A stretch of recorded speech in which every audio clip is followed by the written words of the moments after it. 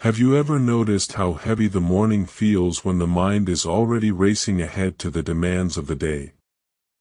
We wake up, and before the feet even touch the floor, 1,000 thoughts are already crowding the mind. It is a common struggle, friends. We carry the weight of yesterday and the anxiety of tomorrow, forgetting that the only place we truly exist is right here in this very second. Breathing in, we can feel the cool air entering. Breathing out, we can let go of just a little bit of that invisible baggage. There is a quiet beauty in simply noticing the breath, a gentle anchor that brings wandering thoughts back home. Once, long ago, there was a young monk named Meghiya. He was walking through a lush, green forest and saw a magnificent mango grove alongside a sparkling river. The place was perfectly peaceful. Meghiya thought this was the ideal spot to find absolute calm. He hurried back to the Buddha and asked for permission to go stay in that grove. The Buddha, knowing that the mind of Meghiya was not yet ready to face the quiet alone, told him to wait until another monk arrived. But Meghiya was eager. He insisted, believing that the beautiful environment would automatically heal his restless mind. Eventually, the Buddha let him go. When Meghiya sat down under those beautiful mango trees, expecting profound peace, a storm of turbulent thoughts hit him. Memories, desires, and frustrations swirled in his head. He could not find even a moment of rest. Disappointed and confused, he returned to the Buddha. The Buddha gently explained that a mind without a solid foundation of mindfulness is like a fragile sapling. It cannot withstand the winds of strong emotions, no matter how beautiful the scenery around it might be. Healing does not come from escaping to a quiet forest. It comes from building a quiet space inside the heart, step by step, breath by breath. You see, everyone, we often search for a perfect environment to feel better. We think a vacation, a new job, or a different house will take away the inner noise. But the mind travels with us. If the mind is tangled, it will bring those knots to the beach, to the mountains, and to the new house. Mindfulness is not about running away to a mango grove. It is about sitting right in the middle of a messy room, a busy office, or a noisy street, and choosing to witness the noise without letting it sweep us away. To heal is to pay attention with kindness. When a painful memory surfaces, the usual reaction is to push it away or get lost in it. What if, instead, we just look at it? We can say, "Ah, there is sadness. Sadness is visiting today." We do not need to fight it. We do not need to fix it immediately. Just acknowledging its presence softens its grip. This is the profound grace of being present. It is like opening a window in a dark, stuffy room. The fresh air of awareness naturally clears the stagnant energy. Let us consider another beautiful moment from the past. There was a time when the Buddha was walking with a group of monks, and they passed by a piece of discarded, soiled cloth on the road. Most people would look away in disgust. But the Buddha stopped. He picked up that discarded cloth, washed it patiently in a nearby stream, and later used it as part of his own robe. He saw value where others saw only dirt.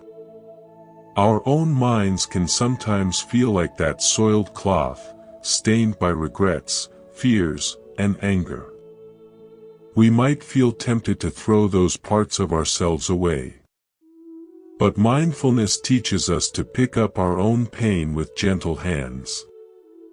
We wash it with the clear water of awareness. We do not discard our broken pieces. We bring them into the light, and through understanding, they become part of our wisdom. Healing is not a destination where we suddenly become perfect and never feel pain again. It is a continuous, gentle return to the present. Friends, think about how often the mind time travels. We spend hours reliving a conversation from last week, wishing we had said something different.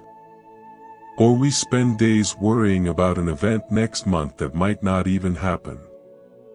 During all that time traveling, the present moment is slipping away unnoticed. The tea gets cold. The sunrise is missed. The smile of a loved one goes unseen.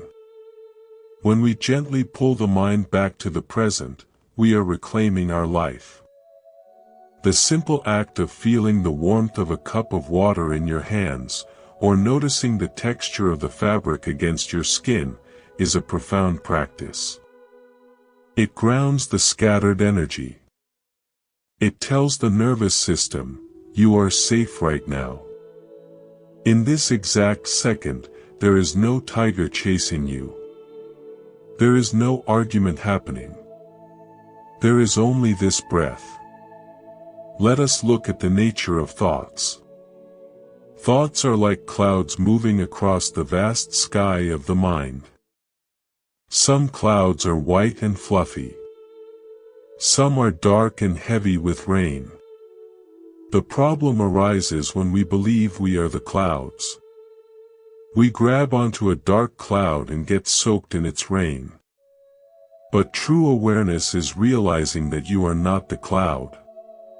You are the sky. The sky is never damaged by a storm. The sky simply holds the space for the clouds to pass through. When a heavy thought comes, you do not need to push it away. Just watch it float by. Say to yourself, this is a thought of worry. It is passing through my sky. There is a story about a fierce king named Caravia who had everything a person could desire, wealth, power, and a vast kingdom. Yet, he felt a deep, unexplainable emptiness. He visited a wise elder named Rathapla. The king asked why, despite having the entire world at his feet, he still felt poor inside.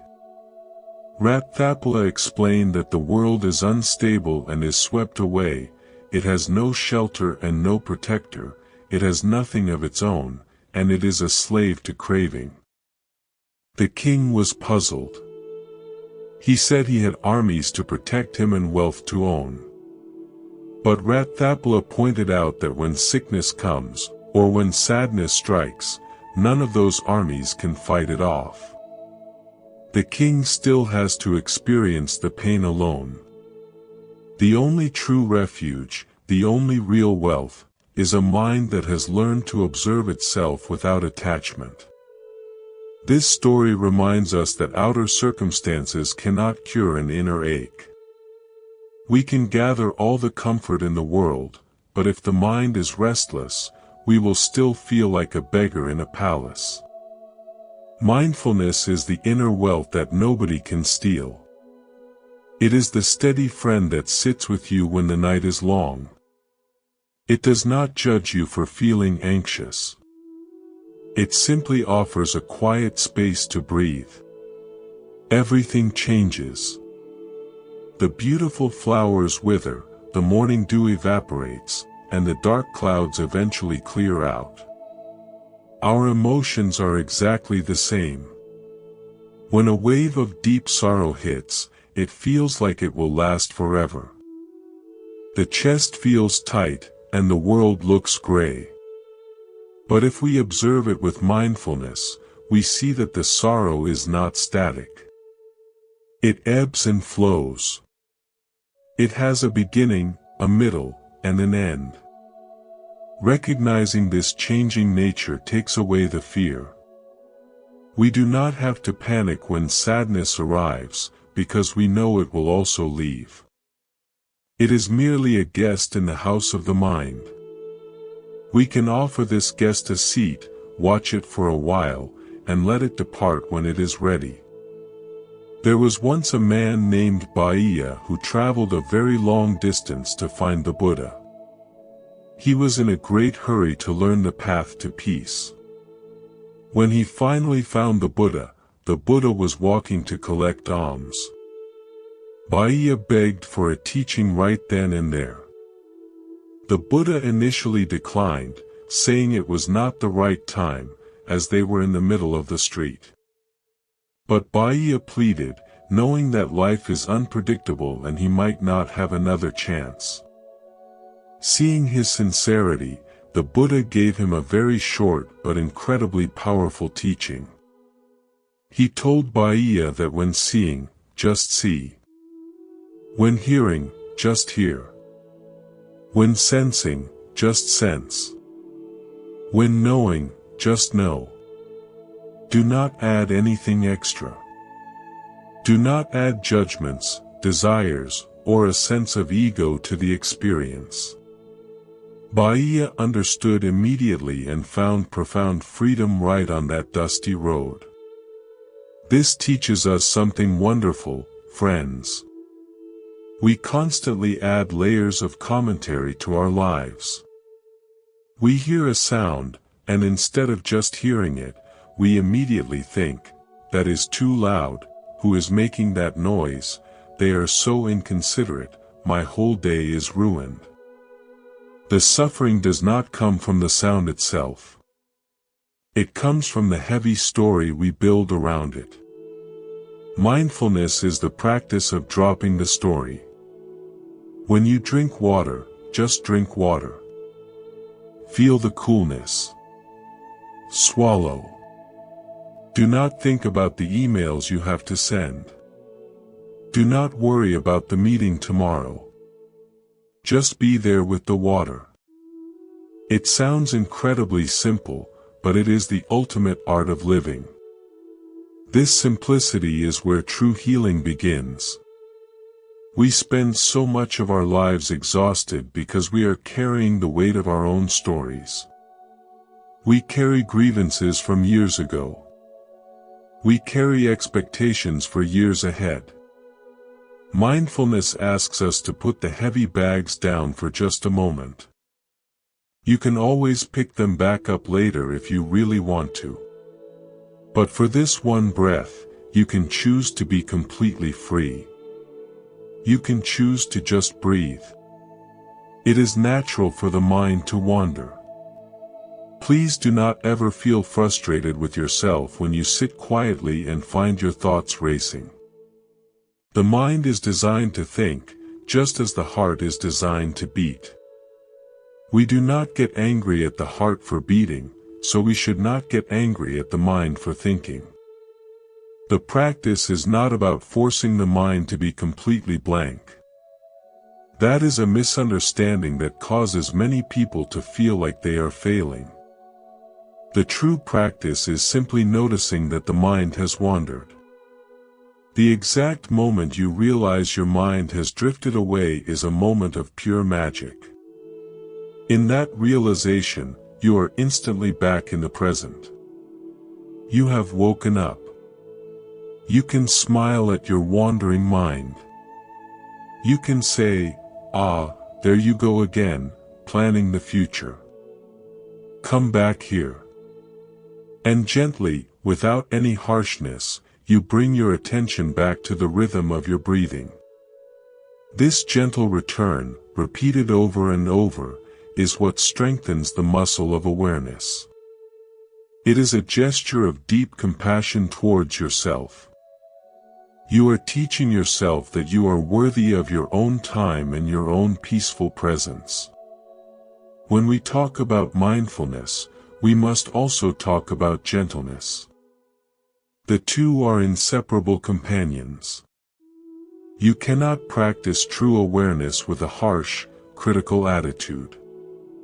Imagine holding a frightened little bird in your hands. If you grip it too tightly, you will hurt it. If you open your hands completely, it will fly away in a panic. You have to hold it with just the right amount of firmness and infinite softness. Our own wounded hearts are exactly like that frightened bird.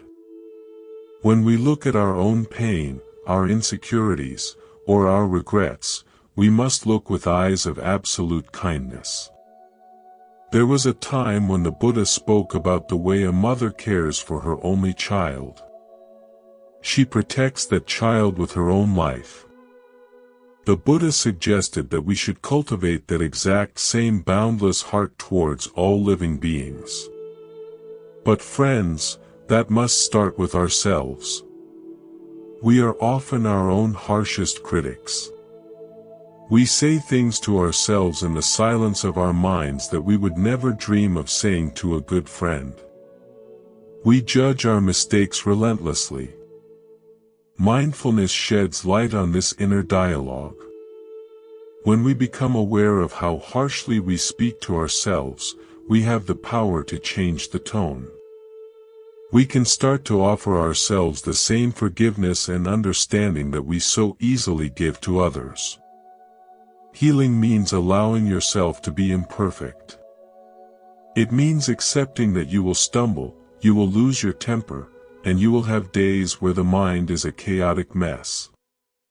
That is simply the human experience.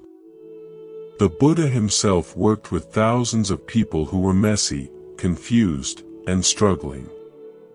He never turned anyone away because they were not peaceful enough. He met them exactly where they were, with a heart as wide as the ocean. We can do this for ourselves. We can meet our own messy, beautiful, complicated lives with an ocean of acceptance. Think about the water in a muddy pond. If you keep stirring the water with a stick, trying to force the mud to settle, you will only make it muddier. The only way the water becomes clear is if you stop disturbing it and just let it be. The mud will naturally sink to the bottom on its own, and the water will become transparent again. Our minds work in the exact same way. When we are troubled, we often try to forcefully fix our thoughts. We overthink our overthinking. We create more turbulence in the pond. But if we just sit patiently, breathing in and breathing out, observing the chaos without interfering, the mental mud begins to settle. Clarity returns not through force, but through patience.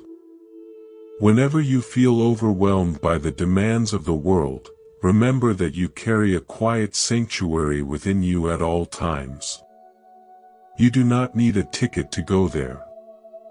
You do not need to pack any bags. You simply need to close your eyes, take a deep breath, and arrive in your own body. Feel the rise and fall of your chest. Listen to the sounds around you without judging them. Let the world be exactly as it is for just 1 minute. You will find that the universe is holding you, supporting you, and breathing with you. As we continue to walk this path together, let us remember that there is no rush. There is no test to pass. There is only a gentle unfolding. We are learning to be friends with ourselves, exactly as we are.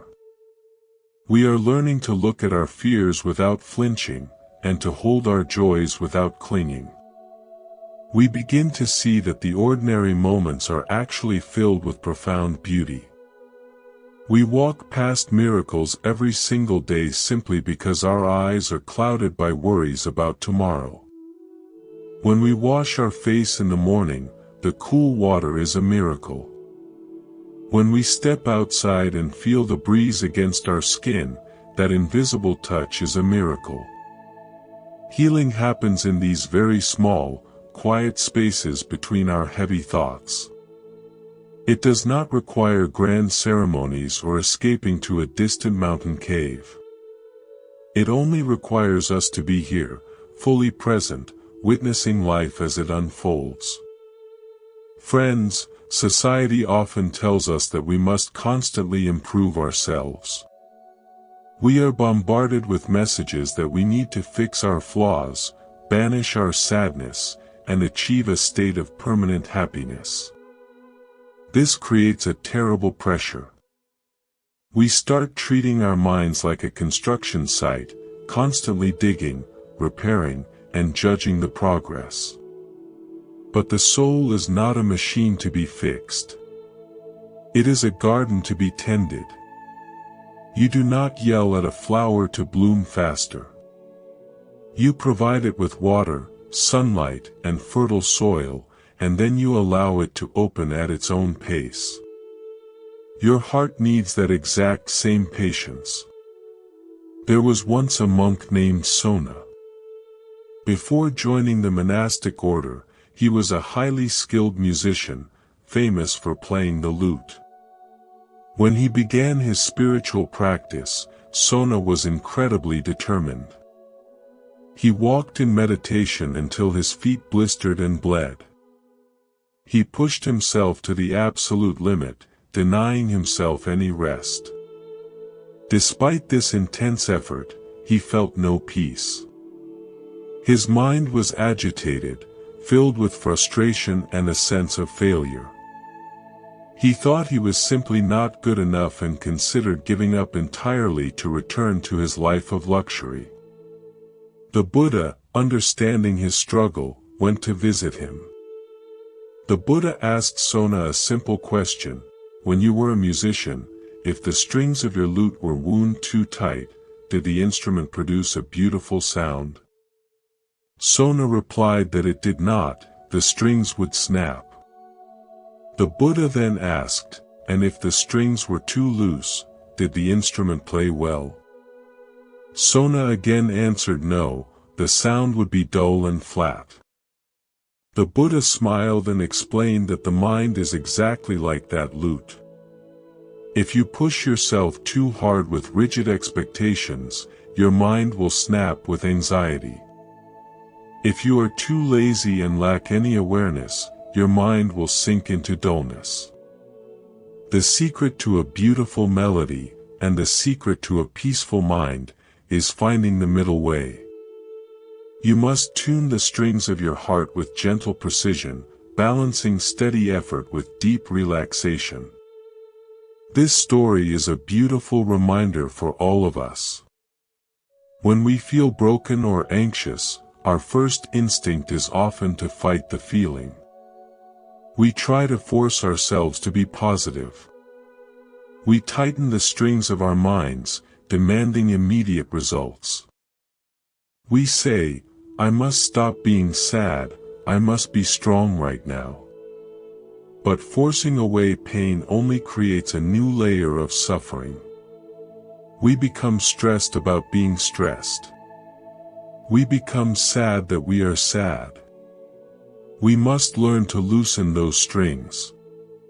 When a difficult emotion arises, just sit beside it. Let it breathe. Treat it as a temporary weather pattern in your vast sky. You do not have to conquer your sadness. You only need to hold its hand.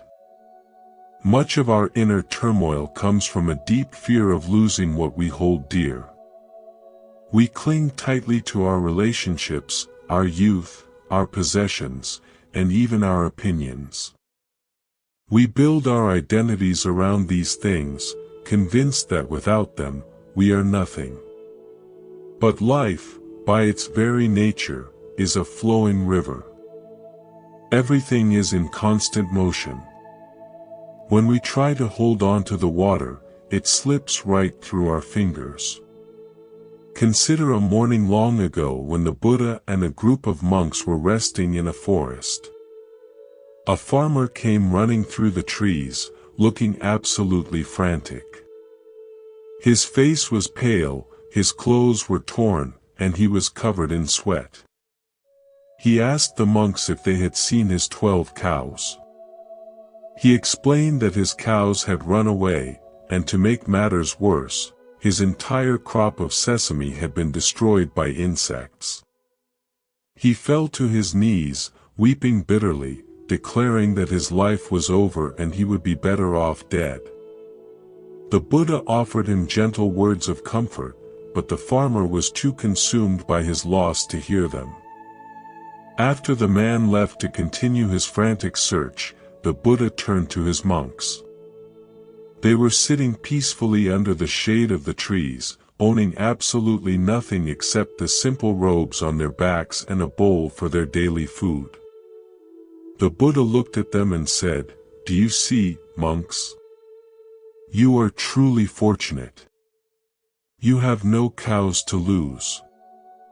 This does not mean we should all abandon our homes and live in the forest. The cows in this story represent anything we attach our happiness to. Your cows might be your reputation at work, your savings account, or the way people perceive you. It is entirely normal to have things and to love people.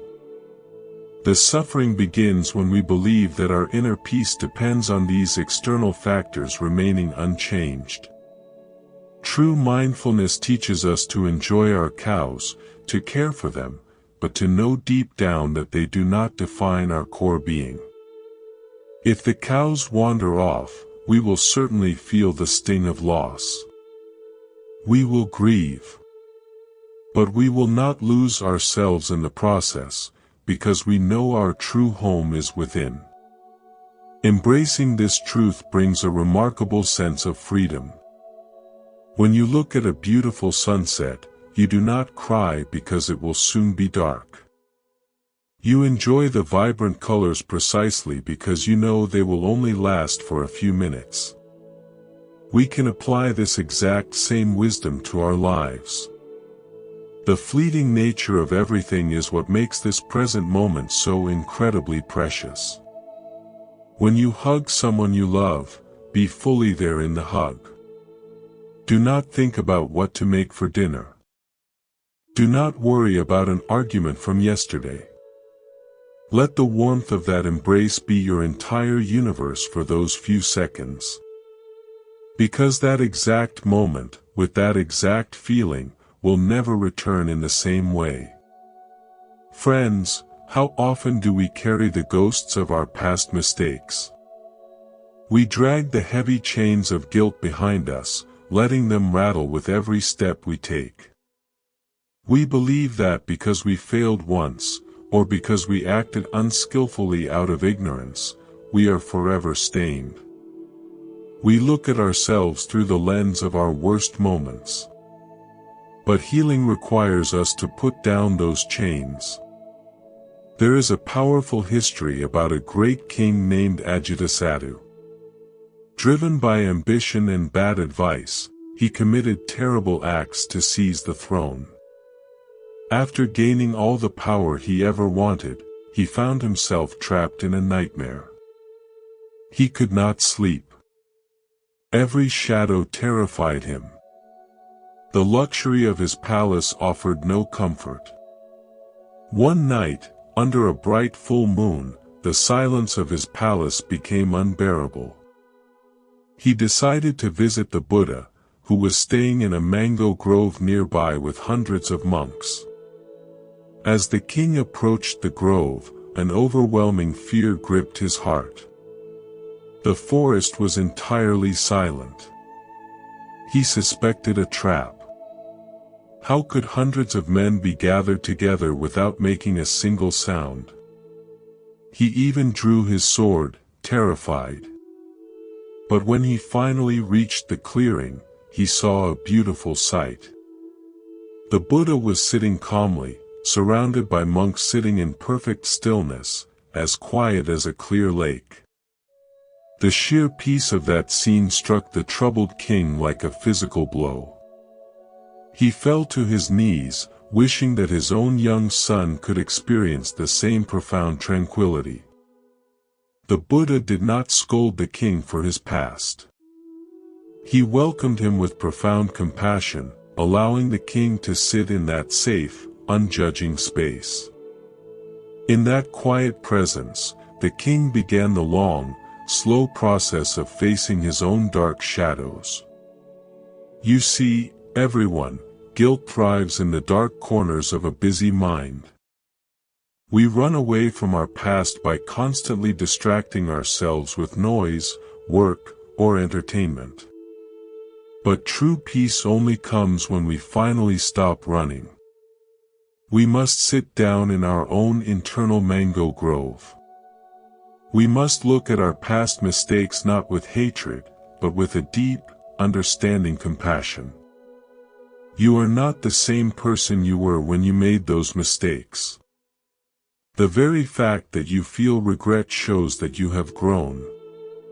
You have gained wisdom. Holding on to guilt is like drinking poison and expecting the past to change. Mindfulness helps us to gently place the past down, recognize the lesson it brought, and step lightly into the new day. We spend so much time living inside our heads, tangled in thoughts, that we completely forget we have a body. Our bodies carry our stress, our unspoken fears, and our silent tears.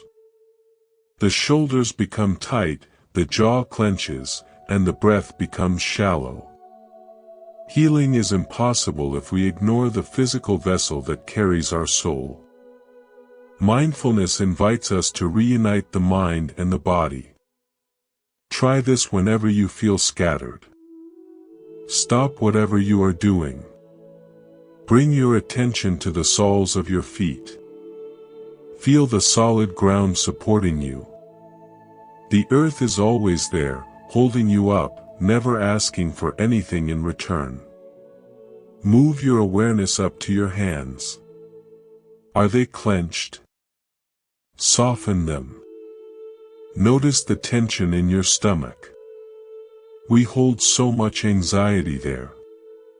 Breathe deeply into your belly, letting it expand like a balloon, and let it soften as you exhale. Relax the muscles in your face. Let go of the expression you are holding for the world. You do not need to wear a mask in your own presence. By simply bringing attention to the body, you anchor yourself in the present.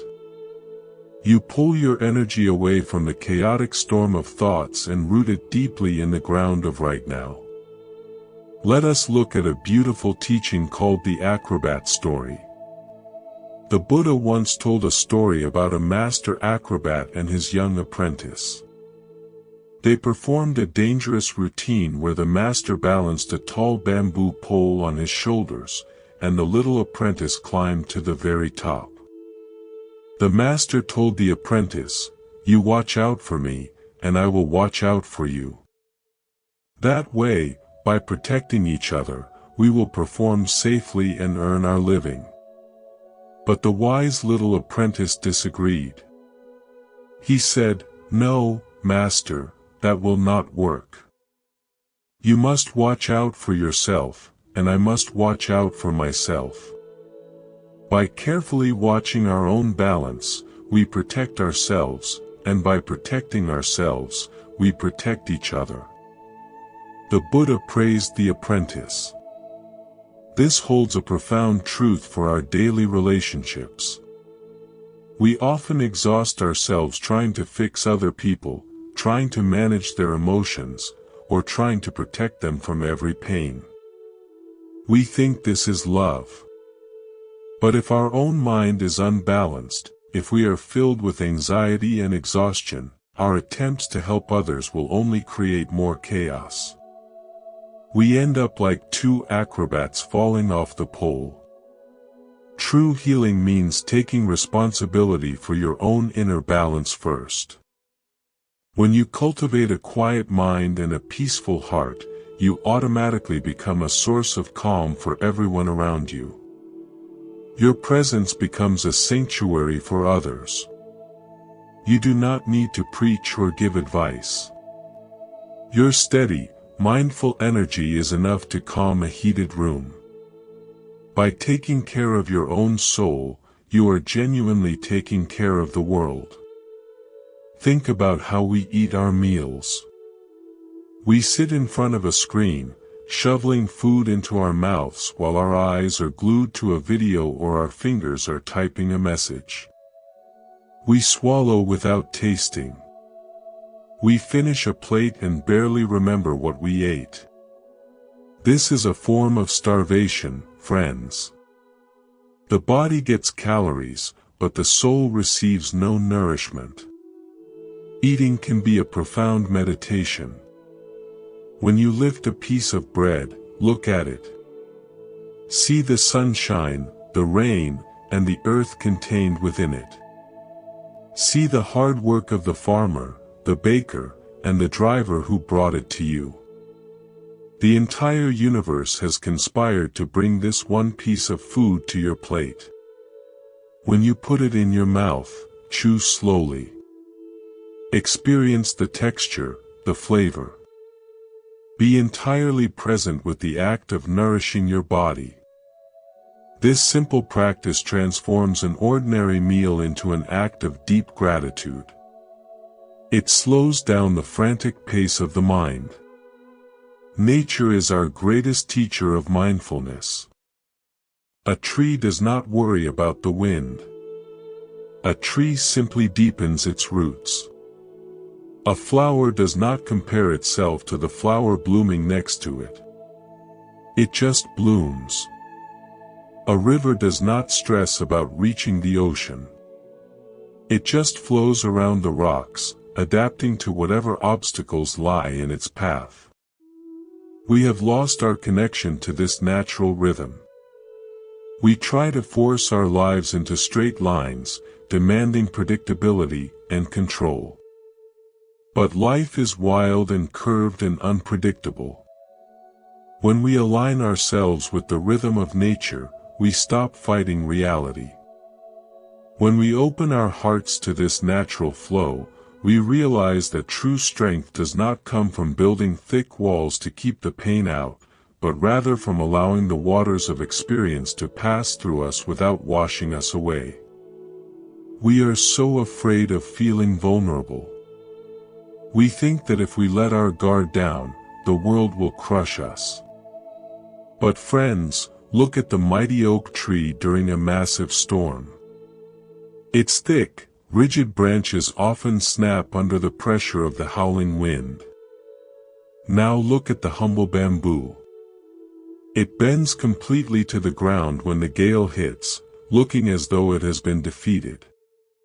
Yet, when the storm passes, the bamboo springs right back up, unharmed and resilient. Mindfulness teaches us to be like the bamboo. We do not need to fight the storms of our emotions. We can simply bend, acknowledge the fierce wind of sadness or anger, and wait for the sky to clear. This flexibility of the heart is where true healing resides. When we are rigid, we break. When we accept our current reality, no matter how difficult it is, we find a strange, quiet power. There is a profound story from the time of the Buddha about a woman named Patakara. She had experienced losses so unimaginable that her mind simply shattered under the weight of her grief. She wandered the streets entirely lost, unable to comprehend her reality, and people drove her away because they did not understand her pain. But one day, she wandered into the monastery where the Buddha was residing. While others tried to stop her from approaching, the Buddha told them to let her come near. He looked at her with eyes full of absolute compassion and simply told her to recover her presence of mind. Just that gentle, grounding energy was enough to pierce through her immense fog. She suddenly realized where she was and what had happened to her. Later, when her mind was calm, she was given a simple task. She was asked to wash her feet from a pot of water. As she poured the first scoop of water, it spilled onto the dry earth and soaked in very quickly, just a short distance away. She poured a second scoop, and it flowed a little further before disappearing into the soil. She poured a third scoop, and it flowed the furthest before sinking away entirely.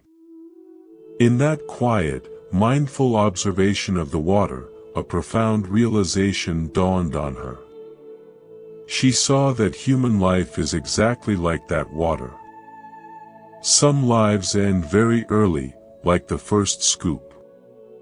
Some end in the middle, and some last into old age. But eventually, all of them return to the earth. By deeply observing this simple, everyday action, Patakara found liberation from her agonizing grief. She understood the universal nature of impermanence, and her shattered heart was finally healed. You see, everyone, profound wisdom does not always come from reading thick books or sitting in perfect meditation for hours. It comes from paying deep attention to the ordinary moments of our lives. Washing your feet, sweeping the floor, or pouring a cup of hot water can become a gateway to ultimate peace if you do it with a completely present mind. We spend so much energy looking for miracles in the sky, while the real miracles are happening right under our feet. When you sweep the floor, just sweep the floor. Feel the broom in your hands. Notice the dust gathering. Do not think about the bills you have to pay or the argument you had yesterday. For those 5 minutes, let your entire universe be the act of sweeping. You will find that the physical act of clearing the dust from the floor simultaneously clears the dust from your busy mind. Let us talk about the heavy burden of anger. Anger is a fire that we often believe will burn our enemies, but in reality, it only burns our own hands. We hold on to grudges tightly, waiting for an apology that might never come. We replay the hurtful words in our heads, tightening our jaws and raising our blood pressure, while the person who wronged us is probably sleeping peacefully. This is not justice, friends. This is self-punishment. Mindfulness gives us the tools to handle this inner fire without getting burned. When anger arises, the unmindful reaction is to immediately shout, break something, or plot revenge. The mindful response is to simply notice the fire. You can say silently to yourself, anger is here. My chest feels tight. My breathing is fast. By naming the emotion and feeling it in the body, you create a space between the trigger and your reaction. In that space lies your freedom. There was an incredibly fierce man named Angulimala. He was a notorious bandit, feared by everyone in the kingdom. He was violently aggressive and lived a life of absolute chaos. One day, he saw the Buddha walking calmly through the forest. Angulimala drew his weapon and chased after him. Despite running as fast as he could, Angulimala could not catch up to the Buddha, who appeared to be walking at a normal, peaceful pace. Exhausted and frustrated, the bandit shouted, "Stop, monk! Stop right there!" The Buddha turned around, his face radiant with serenity, and replied, "I have already stopped, Angulimala. It is you who has not stopped." Angulimala was deeply confused. He asked how the Buddha could say he had stopped while he was clearly still walking. The Buddha explained that he had permanently stopped committing violence against all living beings. He had stopped the restless running of the mind. He had stopped the cycle of hatred. Angulimala, despite standing perfectly still at that moment, was still running wildly inside his mind, chased by his own aggression and fear. Those powerful words struck the bandit like lightning. He realized the sheer exhaustion of his violent life. Right there in the forest, he dropped his weapons and chose the path of peace. He transformed from the most feared man in the kingdom into a gentle, compassionate monk. This incredible transformation shows us that no matter how deep our anger or how chaotic our past, we always have the power to stop.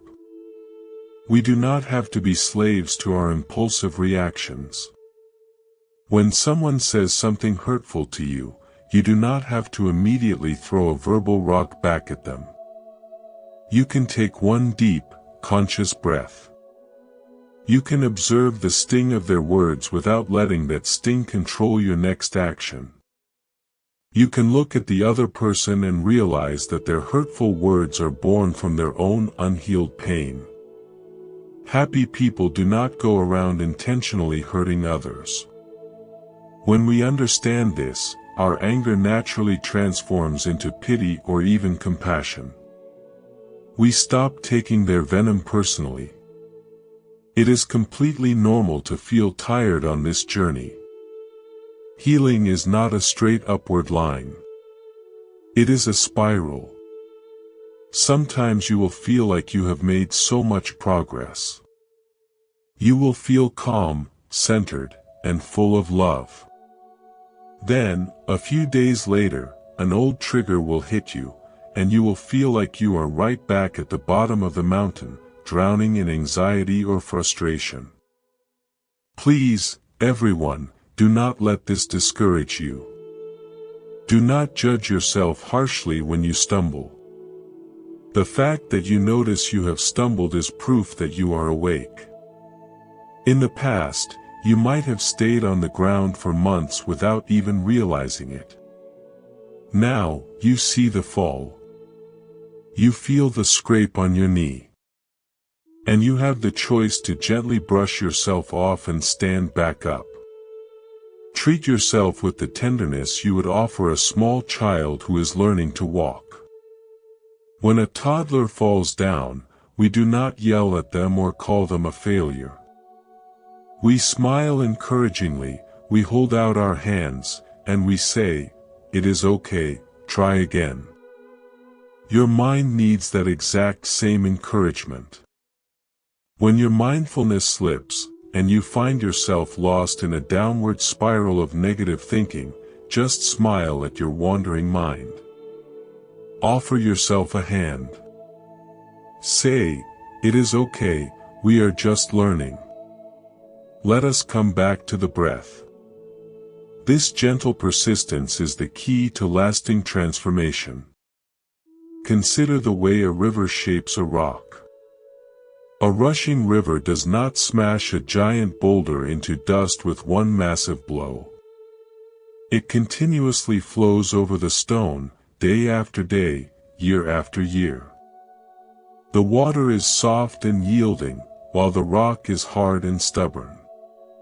Yet, over time, the soft water completely smooths out all the rough edges of the hard rock.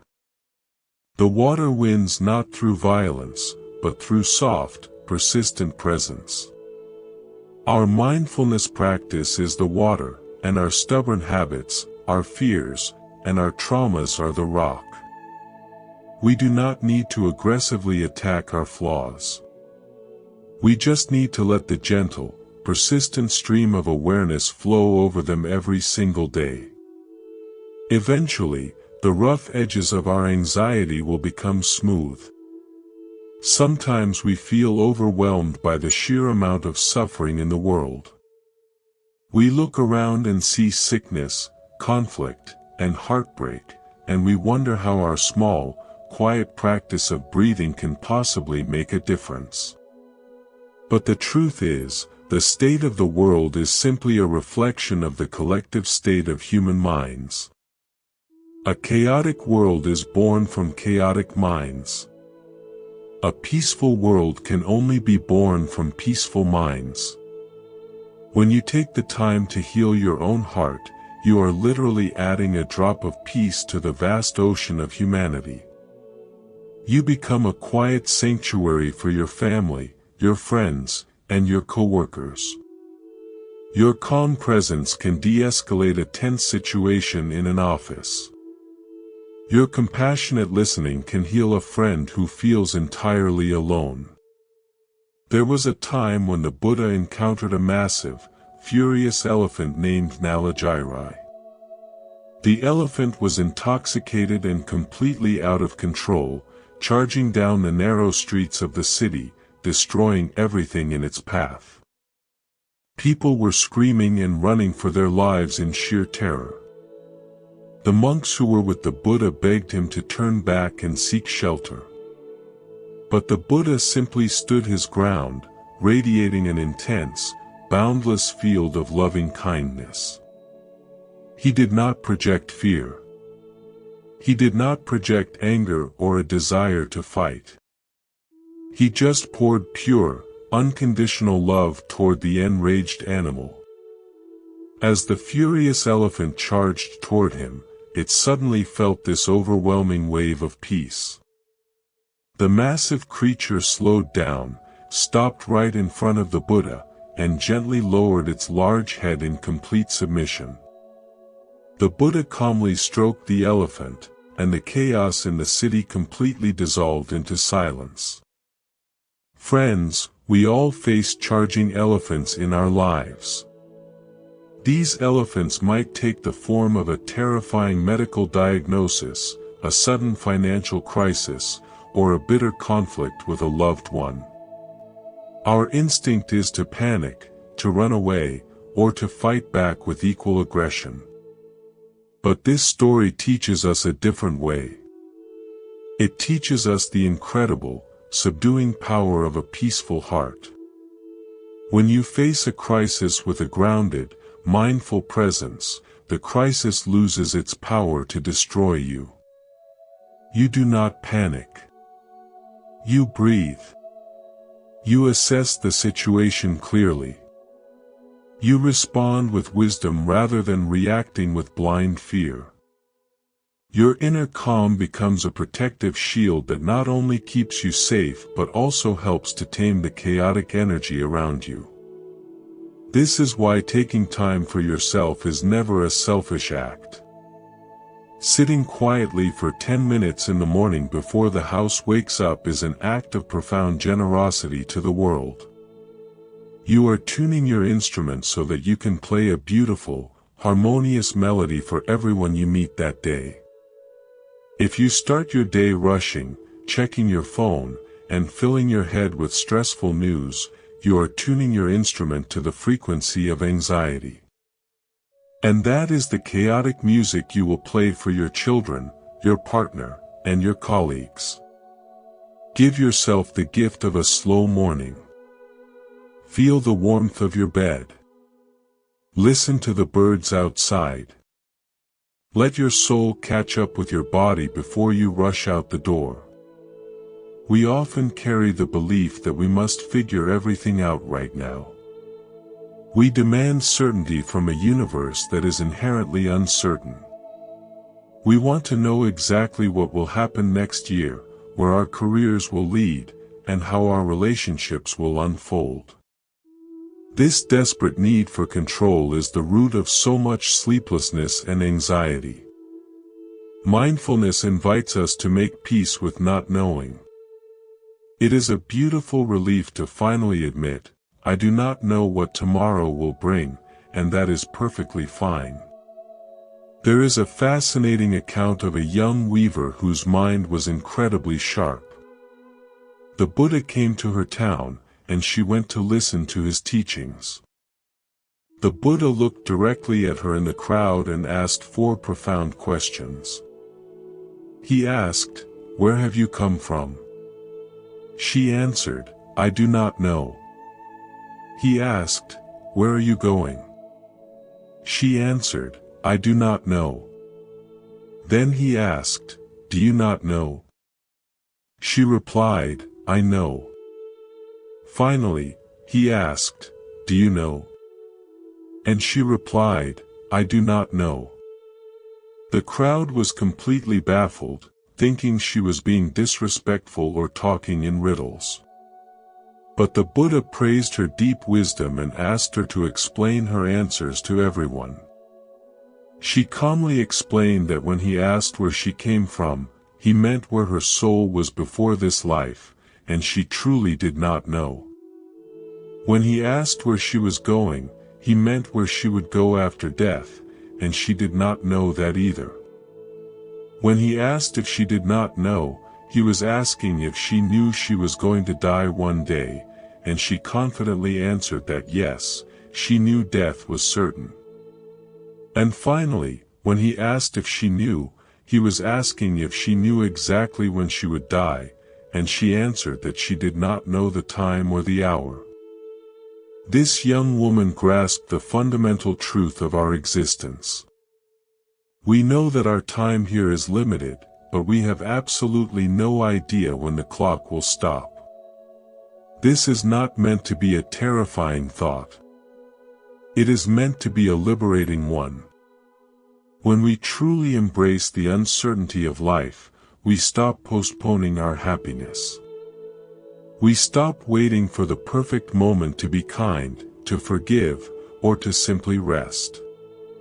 We realize that this very breath, right here, is the only thing we actually own. Why ruin it by worrying about a future that we cannot control? Let us drop the heavy armor we wear to protect ourselves from the unknown. Let us walk softly on the earth, enjoying the mystery of the unfolding journey. When you catch yourself trying to predict the future and getting anxious about it, gently bring yourself back to the physical sensations of the present. Feel the air moving in and out of your nostrils. Look at the colors in the room. Touch the fabric of your clothes. Remind yourself, in this exact moment, I am safe. In this exact moment, everything is okay.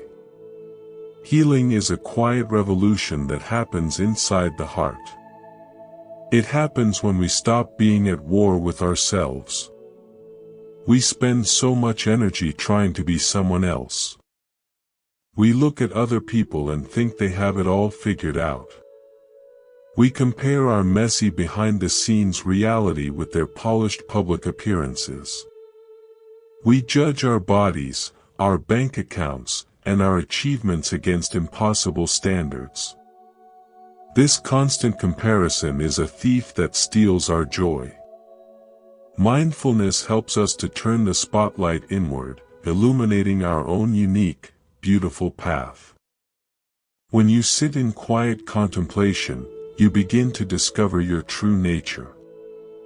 You realize that beneath the layers of societal expectations, beneath the scars of past hurts, and beneath the anxious chatter of the mind, there is a core of pure, unshakable peace. You are not your intrusive thoughts. You are not your past mistakes. You are not the opinions of others. You are the vast, luminous awareness that has the capacity to observe all of these things without being stained by them. Reconnecting with this inner light is the ultimate purpose of our practice. As you go through your day, try to weave threads of mindfulness into your routine activities. You do not have to sit cross-legged on a cushion for hours to be a mindful person. You can practice while washing the dishes. Instead of rushing to get them done, feel the warmth of the water on your hands. Notice the smell of the soap. Watch the bubbles form and pop. Treat the dishes not as a chore, but as a meditation. When you are waiting in line at the grocery store, instead of pulling out your phone to distract yourself, just stand there. Feel your weight evenly distributed on your feet. Observe the people around you with a soft, non-judgmental gaze. These tiny pockets of presence throughout the day act like cooling drops of water on a hot engine. They keep your mind from overheating. We must also remember the importance of words. The words we speak to others and the words we speak to ourselves hold immense creative power. A single harsh word can ruin a person's day, while a single gentle word can offer them a lifeline. Mindfulness extends to our speech. Before you speak, especially when you are irritated, take a pause. Ask yourself, is what I am about to say true? Is it kind?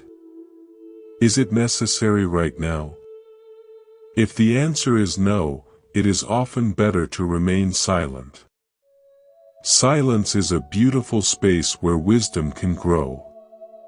We do not always have to fill the quiet moments with noise.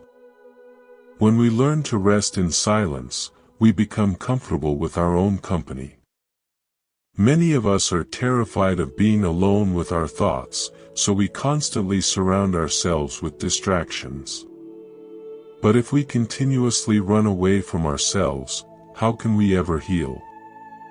We must learn to invite ourselves in, to sit down with our own heart, and listen to what it needs.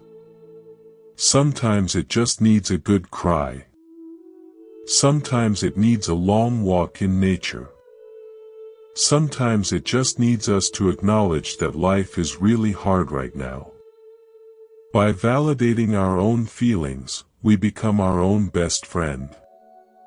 And a person who is a true friend to themselves can never be truly lonely. Let us continue this journey of gentle awakening, holding each other up with invisible threads of compassion, knowing that every single step taken in awareness is a step toward profound freedom, completely transforming the way we experience this beautiful, fragile human life. When we look closely at our daily struggles, we often see that our exhaustion does not come from the physical work we do. It comes from the mental resistance we put up against reality. We fight the traffic, we fight the weather, we fight the aging process, and we fight the opinions of others. This constant resistance is like swimming upstream against a powerful river.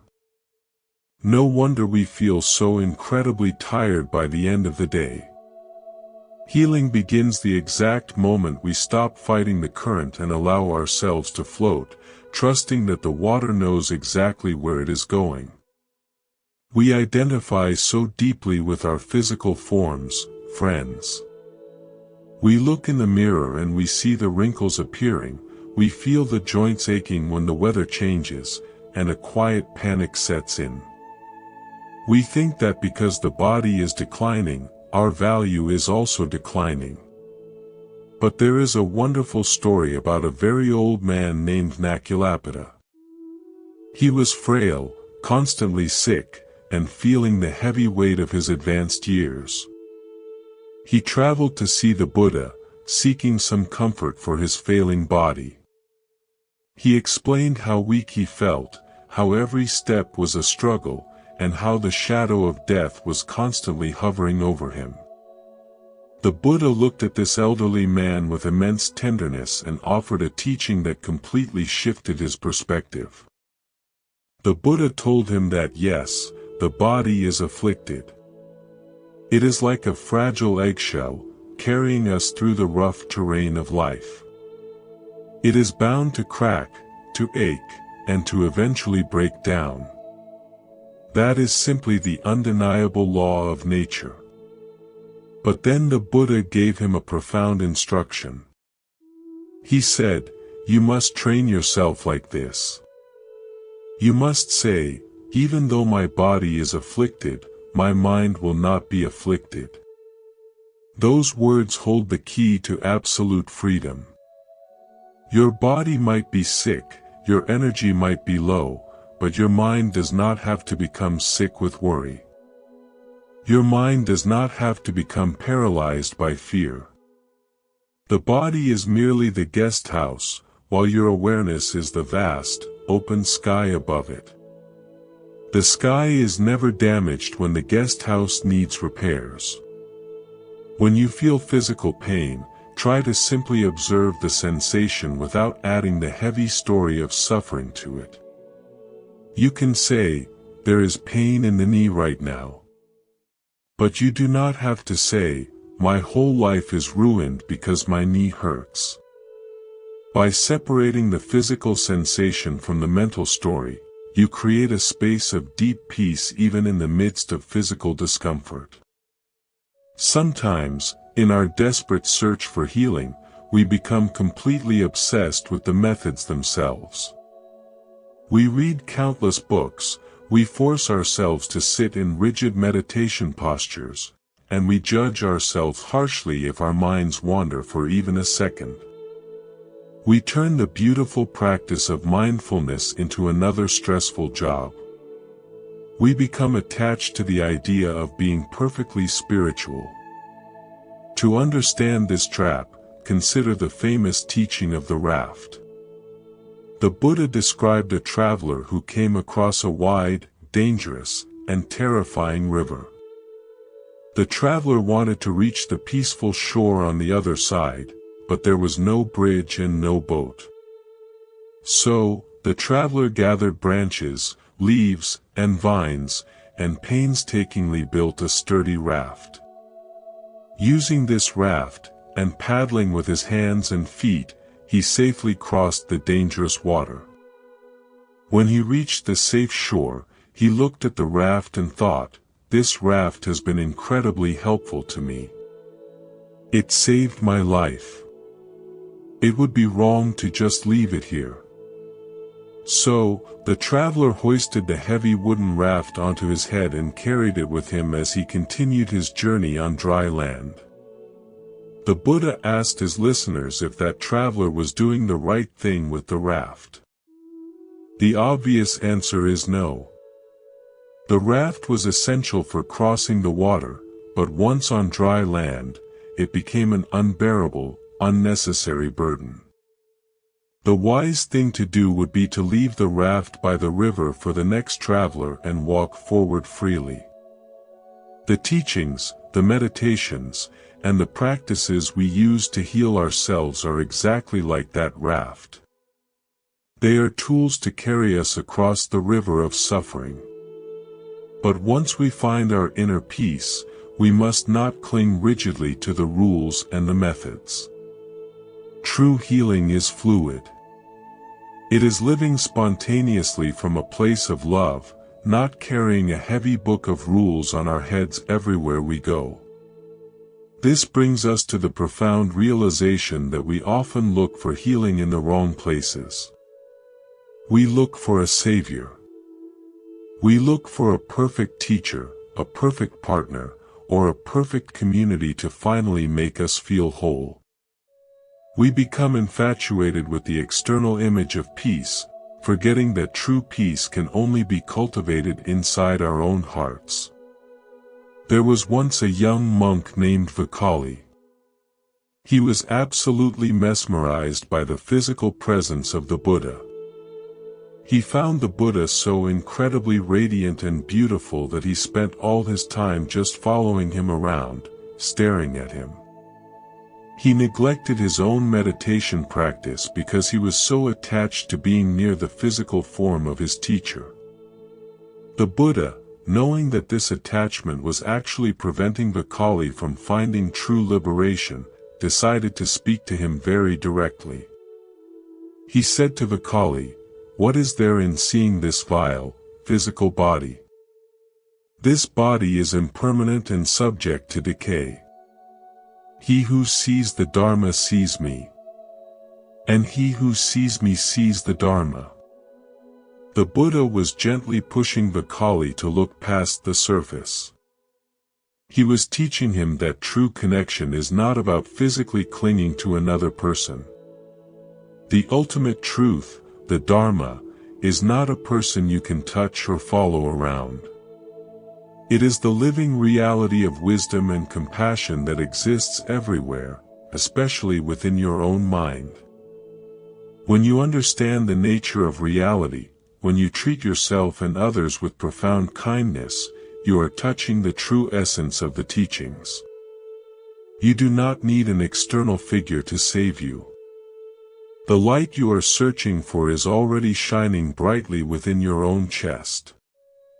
You only need to clear away the clouds of attachment to see it. Let us talk about the delicate subject of love and grief.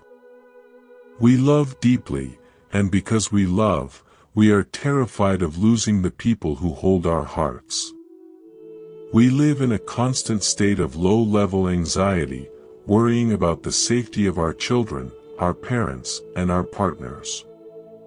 When loss inevitably happens, the pain is so sharp it feels like the soul is being torn apart. There was a prominent woman in the ancient texts named Visakha.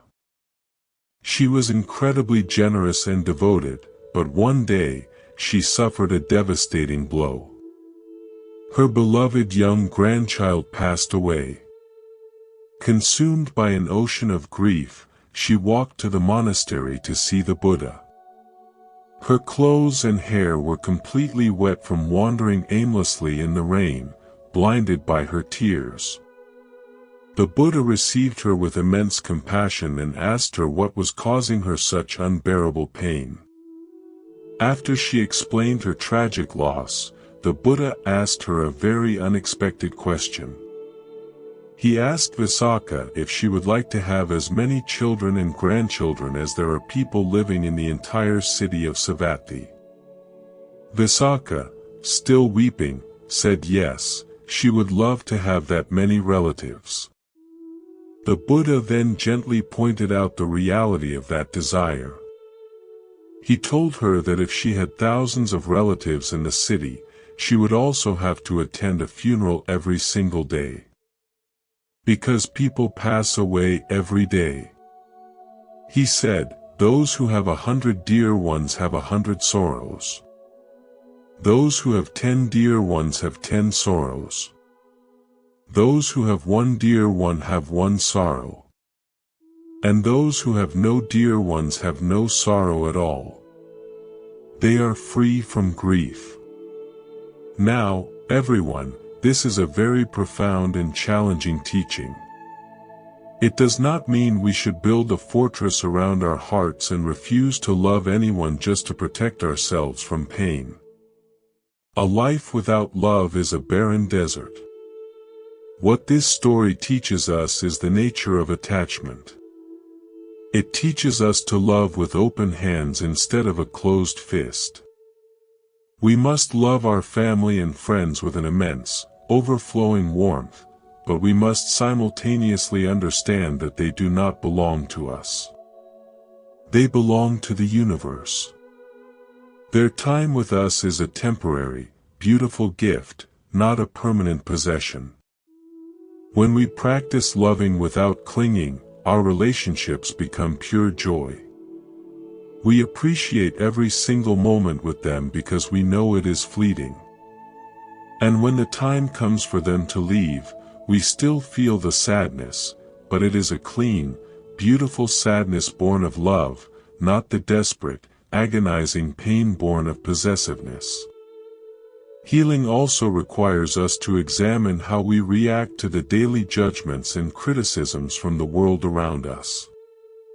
How easily we let other people dictate our inner weather. If someone gives us a compliment, the sun shines brightly in our minds and we feel worthy. If someone criticizes us or insults us, a dark thunderstorm begins, and we feel utterly defeated. When we live this way, we have essentially handed the remote control of our emotions to absolute strangers.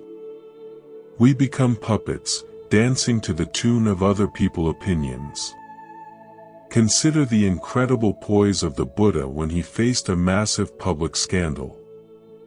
There was an ascetic woman named Sinka who was deeply envious of the respect the Buddha received.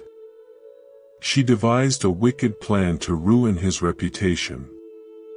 She tied a wooden block under her robes to make herself appear heavily pregnant. Then, while the Buddha was giving a peaceful teaching to a huge crowd of followers, she marched right to the front. She pointed her finger at him and loudly accused him of being the father of her unborn child, claiming he had abandoned her. The crowd gasped. The atmosphere became incredibly tense. Many people would have panicked in this situation. Most of us would immediately start shouting, denying the accusation, pointing out her flaws, and desperately trying to defend our honor. But the Buddha did absolutely none of that. He did not get angry. He did not raise his voice. He sat in perfect, unshakable stillness. He looked at her with calm eyes and simply said, "Sister, only you and I know whether what you say is true or false." His absolute peace was like a solid mountain. It completely disarmed her. Because he did not provide the dramatic reaction she was looking for, she became flustered. In her sudden panic, the strings holding the wooden block snapped, and the block fell to the ground in front of everyone, exposing her lie completely. The truth revealed itself naturally. The Buddha did not have to fight for his reputation. This story is a powerful reminder for our own lives. When people misunderstand you, when they judge your choices, or when they spread unkind rumors about you, you do not always have to jump into the mud to wrestle with them. Your quiet dignity is your greatest and most impenetrable shield. Truth has its own rhythm and its own time. It does not need your frantic defense. When you know in your own heart that your intentions are pure, the opinions of others lose their power to wound you. You can look at the person criticizing you and realize that their harsh words are merely a reflection of their own internal chaos, not a true reflection of your worth. Let us cultivate a heart like the earth. This was a teaching given to a young boy named Rahula. He was told to observe the vast, solid earth beneath his feet. People throw beautiful, sweet-smelling flowers onto the earth, and the earth receives them without feeling proud or flattered.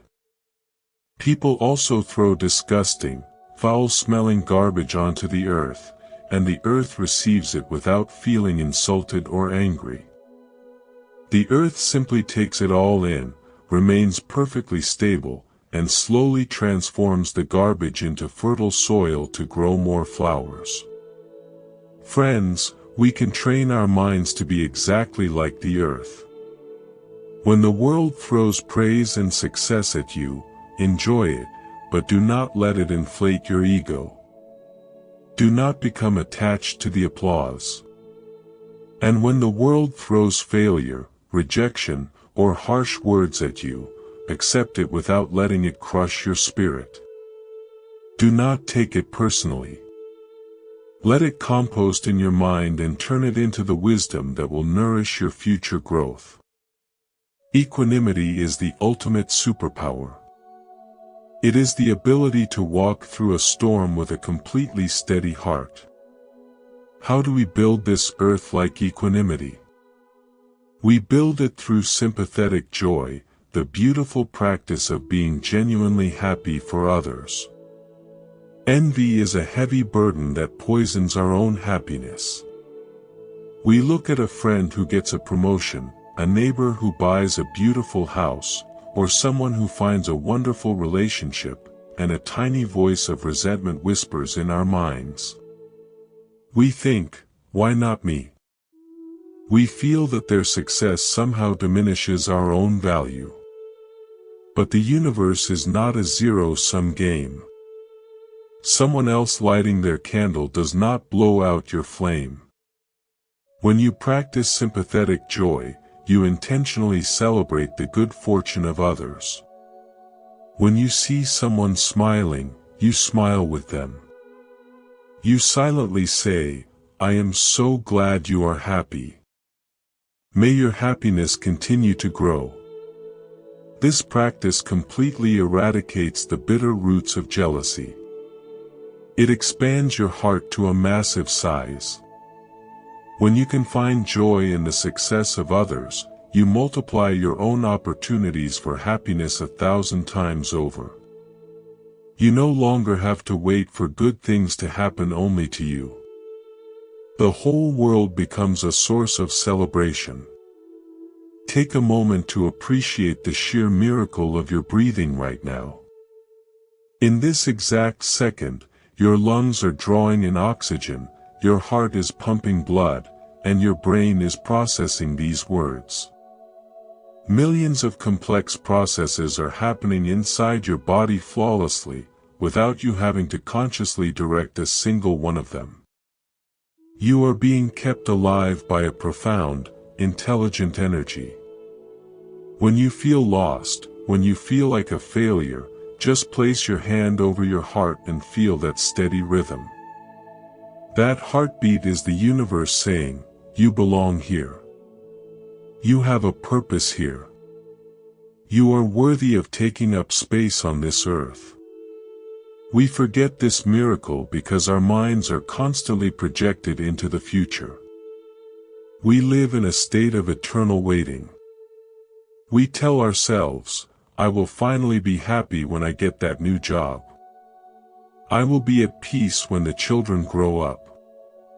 I will relax when I pay off this debt." But the horizon of the future keeps moving.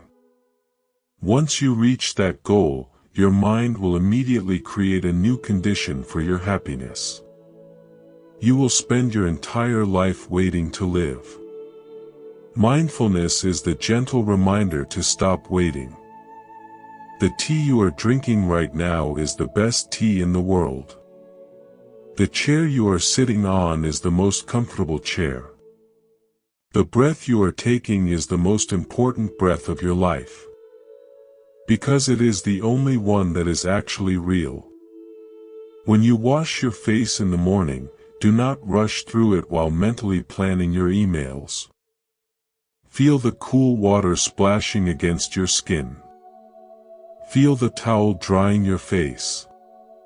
Make that simple act the most important thing in the world for those 30 seconds. That is where true healing is found. It is not found in grand spiritual retreats. It is found in the kitchen sink. It is found in the laundry basket. It is found in the way you tie your shoes. Every ordinary action becomes sacred when it is infused with the light of full awareness. We walk around completely blind to the beauty of the mundane. Have you ever really looked at a leaf? Not just glanced at it, but truly observed its intricate veins, its perfect color, the way it catches the sunlight. If you can spend 5 minutes completely absorbed in the beauty of a single leaf, your mind will become as quiet and peaceful as a still mountain lake. We must also learn to forgive ourselves for the times we forget to be mindful. The path of healing is paved with countless moments of forgetting and remembering. You will lose your temper. You will say things you regret. You will spend hours scrolling aimlessly on your phone. When you realize you have lost your center, the most important thing is your attitude in that exact moment of realization. Do not beat yourself up. Do not say, "I am so terrible at this, I will never be peaceful." That harsh judgment is just another layer of suffering. Instead, welcome yourself back. Say, "Welcome back to the present moment." It is okay that you wandered off. The door is always open. This radical self-forgiveness is the most potent medicine for a weary soul. You have spent your entire life being your own harshest critic. It is time to retire from that exhausting job. It is time to become your own most devoted advocate. When you are feeling low, speak to yourself with the same gentle, encouraging tone you would use with a dear friend who is going through a hard time. Put a hand on your own shoulder and say, "I know this is really difficult right now, but I am here with you, and we will get through this together." As we walk this path, let us remember that the goal is not to become a perfect, emotionless statue. The goal is to become fully, vibrantly human. It is to feel the sadness deeply without drowning in it. It is to feel the joy completely without clinging to it. It is to experience the entire spectrum of human emotion with a heart that is vast, spacious, and completely accommodating. We are learning to dance with the changing weather of our lives, moving gracefully through the storms and the sunshine alike without ever losing our profound inner anchor. It is a beautiful dance, everyone, one that requires us to be light on our feet and gentle in our hearts. We often make life so incredibly heavy by attaching ourselves to fixed identities. We tell ourselves that we are not smart enough, not successful enough, or simply not good enough to experience true peace. We carry these harsh labels like heavy stones in our pockets, completely weighing ourselves down. But true healing comes when we realize that our worth is not measured by our worldly intelligence or our achievements. There was once a monk named Kula Panthaka. He had a very difficult time learning. While his older brother was a brilliant scholar who could memorize vast amounts of teachings, Kula Panthaka could not remember a single, simple verse even after months of trying. The other monks mocked him, and eventually, his own brother told him to leave the monastery, believing he was completely useless and incapable of spiritual growth. Kula Panthaka stood outside the gates, weeping bitterly. He felt utterly broken, convinced that he was a failure who did not belong anywhere. The Buddha, seeing his deep sorrow, approached him with infinite tenderness. He did not give the weeping monk a complex philosophy to study. He did not ask him to read another book. Instead, the Buddha gave him a pure white piece of cloth and gave him a very simple instruction. He told Kula Panthaka to sit in the sun, gently rub the cloth, and repeat a simple phrase about removing dust and impurities. Kula Panthaka did exactly as he was told. He sat quietly, breathing in and out, feeling the texture of the cloth, and repeating the phrase. As the hours passed, he noticed that the pure white cloth was slowly becoming soiled and dirty from the sweat and dust on his hands. In that very ordinary moment of observation, a profound realization struck him like lightning. He saw clearly that his own mind was exactly like that pure white cloth. Originally, the mind is bright and clean, but it becomes stained by the dust of passing thoughts, the dirt of harsh judgments, and the grime of worldly anxieties. He realized that he did not need to be a brilliant scholar to be free. He only needed to consistently and gently wipe away the mental dust. In that moment of pure presence, Kula Panthaka awakened completely. Friends, this story is a profound comfort for all of us. You do not need a perfect memory to heal your soul. You do not need to be wealthy, powerful, or highly educated to find deep inner peace. Your mind, in its truest nature, is already completely luminous and pure. The exhaustion, the sadness, and the anxiety you feel are just the dust that has settled on the surface. Mindfulness is the gentle act of taking that white cloth and cleaning the mirror of your mind every single day. When we harbor feelings of inadequacy, we are simply looking at the dust and mistaking it for the mirror. We say, "I am an anxious person." But that is not true. You are a vast, peaceful awareness that is currently experiencing a wave of anxiety. By simply changing the way we speak to ourselves, we create a massive shift in our reality. Next time you feel completely overwhelmed, stop for a second. Take a deep breath and quietly say, "Right now, there is overwhelming stress passing through my mind." Notice the difference. You are no longer identifying as the stress itself. You are the sky watching the storm clouds roll by.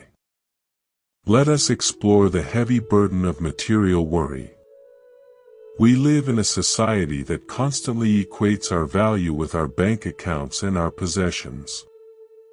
We spend our days chasing financial security, convinced that if we just gather enough money, we will finally build an impenetrable wall against suffering. But money, while necessary for our daily survival, is a terrible master. It brings its own unique kind of sleepless nights. During the time of the Buddha, there was a man named Anathapindika. He was incredibly wealthy, known throughout the land as a great benefactor of the poor and a devoted supporter of the monastic community. He gave freely and joyfully, finding immense happiness in sharing his wealth. However, the wheel of fortune is always turning. Through a series of unfortunate events, including unpaid debts and natural disasters that swept away his hidden gold, this incredibly wealthy man lost almost everything he owned. He went from living in absolute luxury to barely having enough food to survive. Most people would have been completely destroyed by such a massive loss. They would have become bitter, angry at the world, and entirely consumed by despair. But Anathapindika maintained his profound inner dignity. He continued to offer whatever meager food he had, even if it was just simple, sour gruel. One day, a spirit that lived in his house actually told him to stop giving and start hoarding what little he had left. Anathapindika, firmly rooted in his understanding of what truly matters, completely ignored the spirit. When the Buddha learned of his situation, he offered words of profound encouragement. He taught that the value of a gift, or the value of a person, is never measured by its material cost. It is measured entirely by the purity of the heart that gives it. Anathapindika had lost his physical gold, but his inner wealth remained absolutely untouched. His peace of mind, his boundless generosity, and his deep understanding of impermanence were treasures that no flood could ever wash away and no thief could ever steal. We can all learn a profound lesson from this incredible resilience. It is entirely natural to feel anxious when our financial situation is unstable. We have families to feed and roofs to keep over our heads. But we must never let the balance in our bank accounts dictate the peace in our hearts. Money comes and goes like the tide. If we attach our entire sense of security to something so constantly shifting, we will live in a perpetual state of fear. Mindfulness teaches us to find our security in the only place where it truly exists, right here in the present moment. Look around you right now. You are breathing. Your heart is beating. Perhaps you have a simple meal waiting for you, or a safe place to rest your head tonight. These are not small things, everyone. These are profound blessings that we overlook because we are too busy worrying about what might happen next month. When financial panic arises, ground yourself in the physical reality of the present. Feel the floor beneath your feet. Acknowledge that in this exact second, you have exactly what you need to survive. Healing is also about releasing our incredibly tight grip on the need to be right. How many arguments do we engage in every single day simply because our ego cannot bear the thought of being wrong? We destroy beautiful friendships, we create massive tension in our homes, and we completely exhaust our own minds just to win a debate. We want to prove our point so desperately that we become entirely deaf to the feelings of the person standing right in front of us. There is a beautiful teaching about the nature of opinions. Opinions are like the blind men touching the elephant. One man touches the trunk and says the elephant is like a thick snake. Another touches the leg and says the elephant is like a tree trunk. Another touches the ear and says the elephant is like a large fan.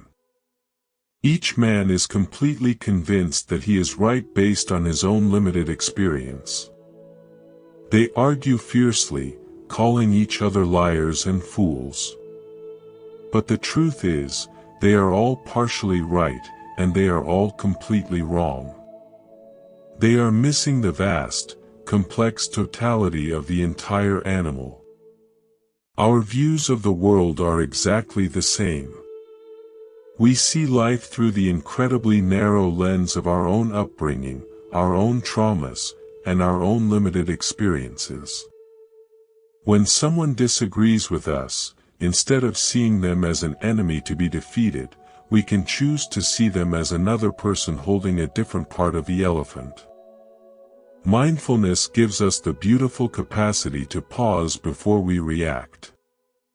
It allows us to say, I hear your perspective. It is different from mine, and that is okay. Do you know how much energy you save when you simply stop arguing? It is an immense relief. You do not have to attend every single argument you are invited to. You can simply smile, breathe, and let the other person have their view. Your inner peace is infinitely more valuable than winning a trivial debate. When you let go of the rigid need to be right, your heart becomes incredibly soft and open. You start listening to understand, rather than listening just to prepare your counterattack. We must also look deeply at the way we consume information in this modern age. We are constantly feeding our minds a diet of fear, outrage, and comparison. We stare at screens that broadcast tragedies from every corner of the globe, filling our nervous systems with a constant, low-level hum of panic. We look at images of carefully curated, perfect lives, and we instantly feel like we are failing. We treat our bodies with such care, washing them daily and feeding them nutritious food, but we treat our minds like a dumping ground for the world noise. Healing requires a diet of the mind. You have absolute control over what you allow into your sacred mental space. Just as you would not willingly eat toxic food, you must learn to stop consuming toxic information. Try giving yourself the gift of silence. Turn off the news. Put away the phone. Spend an hour sitting by a window, watching the leaves move in the wind. Listen to the completely unscripted, beautiful symphony of the natural world. This deliberate disconnection from the noise is not an act of ignorance. It is an act of supreme self-care. You cannot help a chaotic world if your own mind is entirely chaotic. By protecting your peace, you become a beacon of sanity in a deeply confused society. When you interact with others from a place of grounded calmness, your energy naturally soothes their anxiety. You become a healing presence simply by being fully present. Consider the simple, miraculous act of walking. For most of us, walking is just a means to an end. It is a way to get from the car to the office, or from the living room to the kitchen.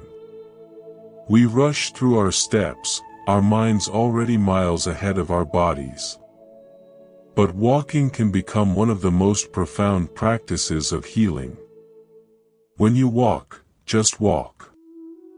Pay deep attention to the sensation of your foot making contact with the ground. Feel the heel touch down, then the ball of the foot, then the toes. Feel the transfer of your weight. As you lift your foot, silently say, lifting. As you place it down, say, placing. This incredibly simple practice anchors your wandering mind entirely in the present moment. It connects you intimately with the earth. Every single step becomes a gentle massage for your busy, exhausted brain. You can walk this way anywhere. You can practice mindful walking down the aisle of a grocery store, or in the hallway of your office. You do not need a quiet forest. The only thing you need is your own careful attention. When you walk with complete awareness, you are no longer rushing blindly toward the future. You are fully inhabiting your life exactly as it is right now. You are declaring that this moment, this very step, is worthy of your absolute presence. Let us talk about the gentle art of letting go. We hold on to so much emotional clutter. We hoard old resentments, we cling to past versions of ourselves, and we desperately try to keep everything exactly the same. But life is a process of constant shedding. Just as a snake must shed its old skin to grow, we must continuously let go of the things that no longer serve our highest good. There is a story of a wise elder who lived simply in a small hut. A wealthy merchant came to visit him, seeking the secret to his profound radiance and peace. The merchant looked around the bare, empty hut and asked, "Where is all your furniture?" The elder simply smiled and asked the merchant, "Where is yours?" The merchant was confused and replied, "I am just a traveler passing through, I do not carry furniture with me." The elder nodded gently and said, "I am also just a traveler passing through. This world is just a temporary inn, friends. We are all just travelers passing through. Why do we load ourselves down with so much heavy baggage? We carry the heavy furniture of old grudges. We drag around the massive trunks of our regrets. We refuse to forgive those who have hurt us, drinking the poison of anger and hoping the other person will suffer. But the only person suffering is the one carrying the burden. Forgiveness is the ultimate act of letting go. It is not about saying that what the other person did was right or acceptable. It is completely about your own freedom. It is the conscious decision to put down the heavy stone you have been carrying for years. When you forgive, you untie the knot of suffering in your own chest. You declare that you will no longer allow the past to dictate the peace of your present moment. Sometimes, the person we need to forgive the most is ourselves. We look back at our past decisions with harsh, unforgiving eyes. We call ourselves foolish or weak. But we must remember that we made those choices with the knowledge and the emotional capacity we had at that exact time. You cannot judge your past self with the wisdom you have gained today. That is entirely unfair. Offer yourself the profound grace of self-forgiveness. Lay your hands over your heart and silently say, "I forgive you. You did the best you could." We are moving forward now with a lighter heart. This lightness of heart is the true marker of spiritual progress. It is not about how many hours you can meditate or how many profound concepts you can explain. It is about how quickly you can return to a state of love after you have been triggered. It is about how easily you can laugh at your own mistakes. It is about how gently you can hold the pain of the world without letting it extinguish your own inner light. As you practice this gentle mindfulness, you will start to notice tiny miracles everywhere. You will notice the intricate, perfect geometry of a spider web covered in morning dew. You will hear the incredible, diverse melodies in the song of a single bird. You will feel the profound, unconditional warmth of the sun on your face, a sun that shines equally on everyone without any judgment or preference. These are not small things. These are the very essence of life. When our minds are cluttered with worries about the past and the future, we are completely blind to these everyday miracles. We walk through a world of absolute wonder with our eyes tightly shut. Mindfulness is the gentle act of opening our eyes. It is waking up from the trance of anxious thinking and stepping into the vivid, breathing reality of right now. Let us make a quiet commitment to ourselves today. Let us promise to treat our minds with the same tender care we would offer a precious, fragile garden.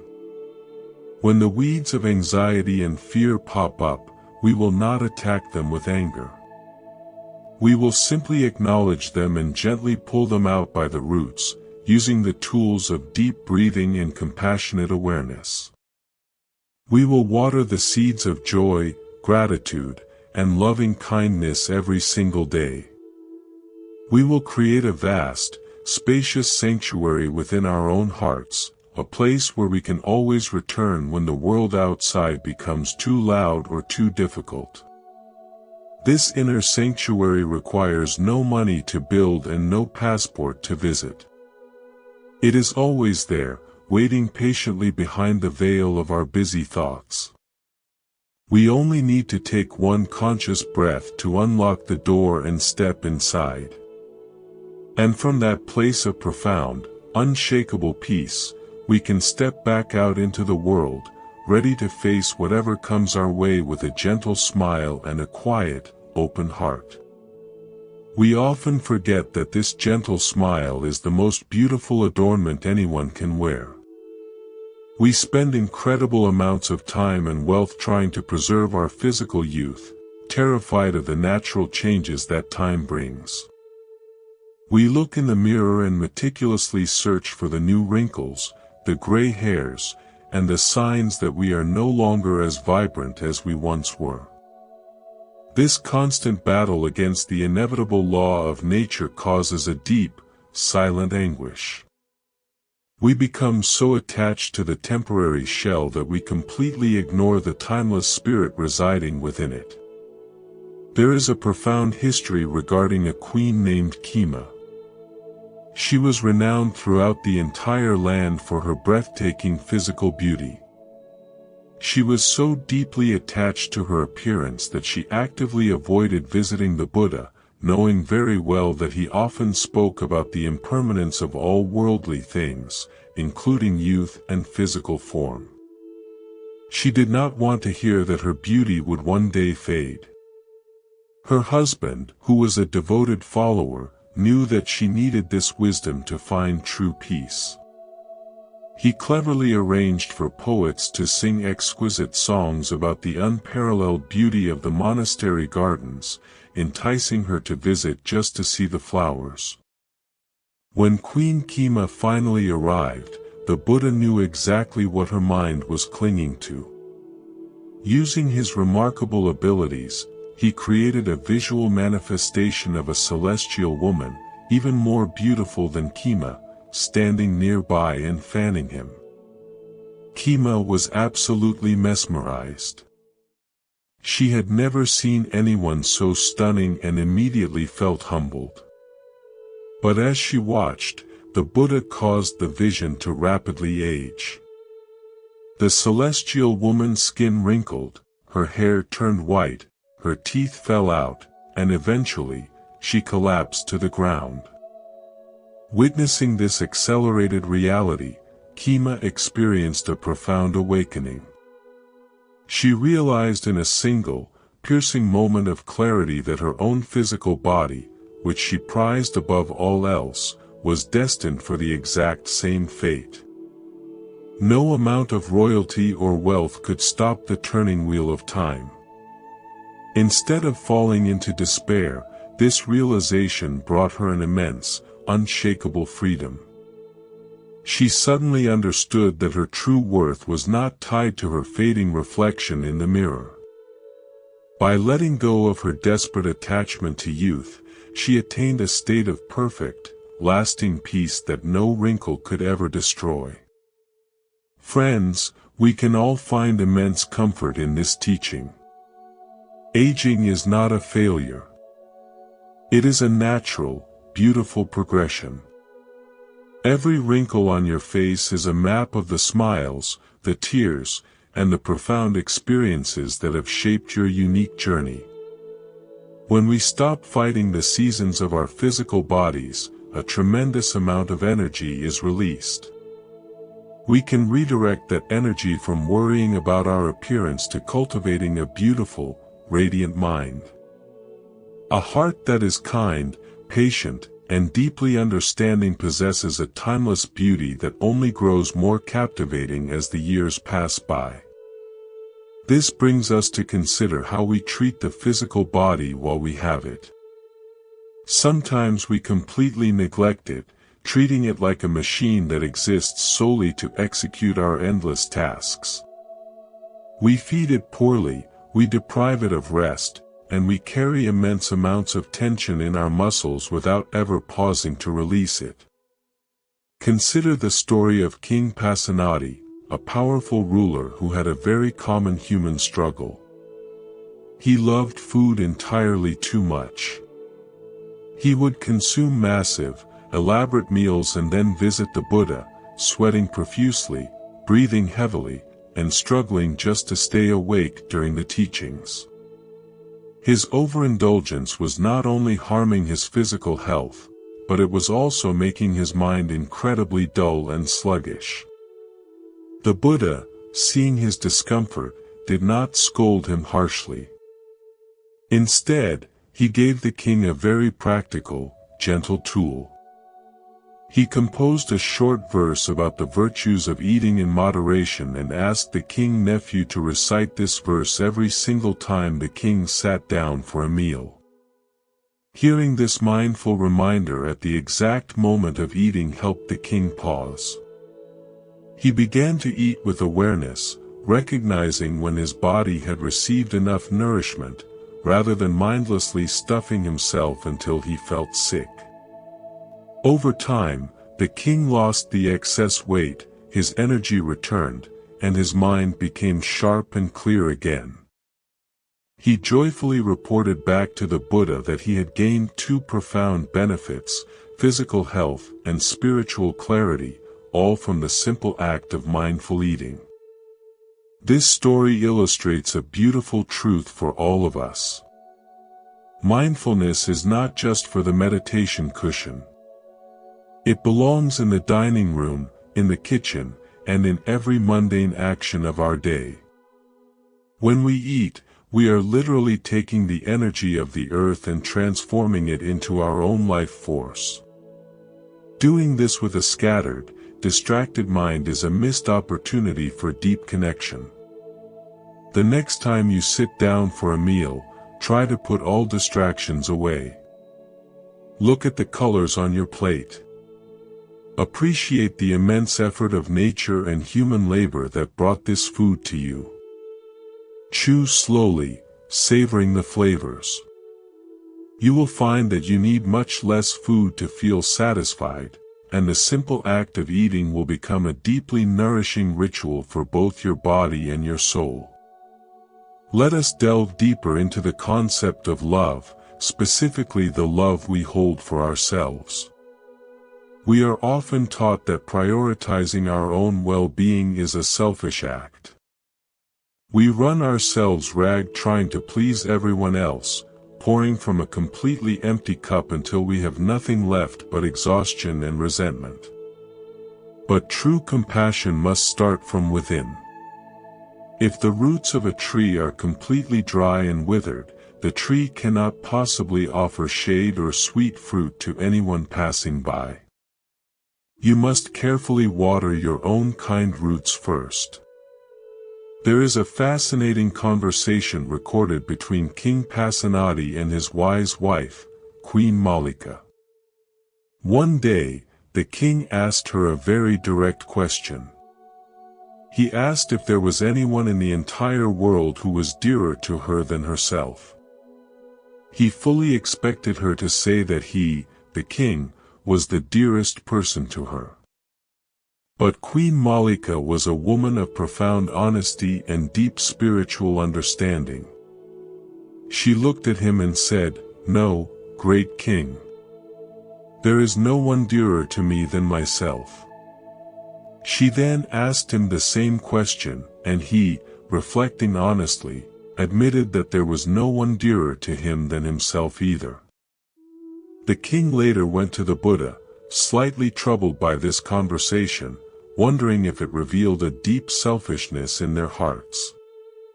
But the Buddha praised Queen Malika's wisdom. He explained that when you truly understand that you are the dearest person to yourself, you also realize that every other living being feels the exact same way about themselves. Everyone wants to be happy. Everyone wants to avoid pain. Because you deeply love yourself and wish for your own absolute safety and peace, you can vividly understand the desires of others. Therefore, a person who truly loves themselves will never harm another being, because they recognize the shared, vulnerable humanity in everyone they meet. This is a revolutionary way to view self-love, friends. It is not about vanity or arrogance. It is the very foundation of universal empathy. When you treat yourself with profound kindness, when you forgive your own mistakes, and when you gently soothe your own anxieties, you are planting the seeds of peace in the world. You become a living example of compassion. You cannot offer genuine patience to a difficult coworker if you are constantly berating yourself in your own mind. The harshness you hold inside will inevitably leak out into your words and actions. But when your inner dialogue is soft and understanding, that same softness naturally flows out to everyone around you. We often carry the heavy belief that we are entirely responsible for the happiness of the people we love. We see a friend struggling, or a family member making poor choices, and we desperately try to fix their lives for them. We give unsolicited advice, we try to control their circumstances, and we become deeply frustrated when they do not listen. This overstepping, even when born from love, creates massive tension and exhaustion. Mindfulness teaches us the vital difference between helping and rescuing. You can offer a listening ear, you can provide a safe space, and you can share your own wisdom when asked. But you cannot walk another person's path for them.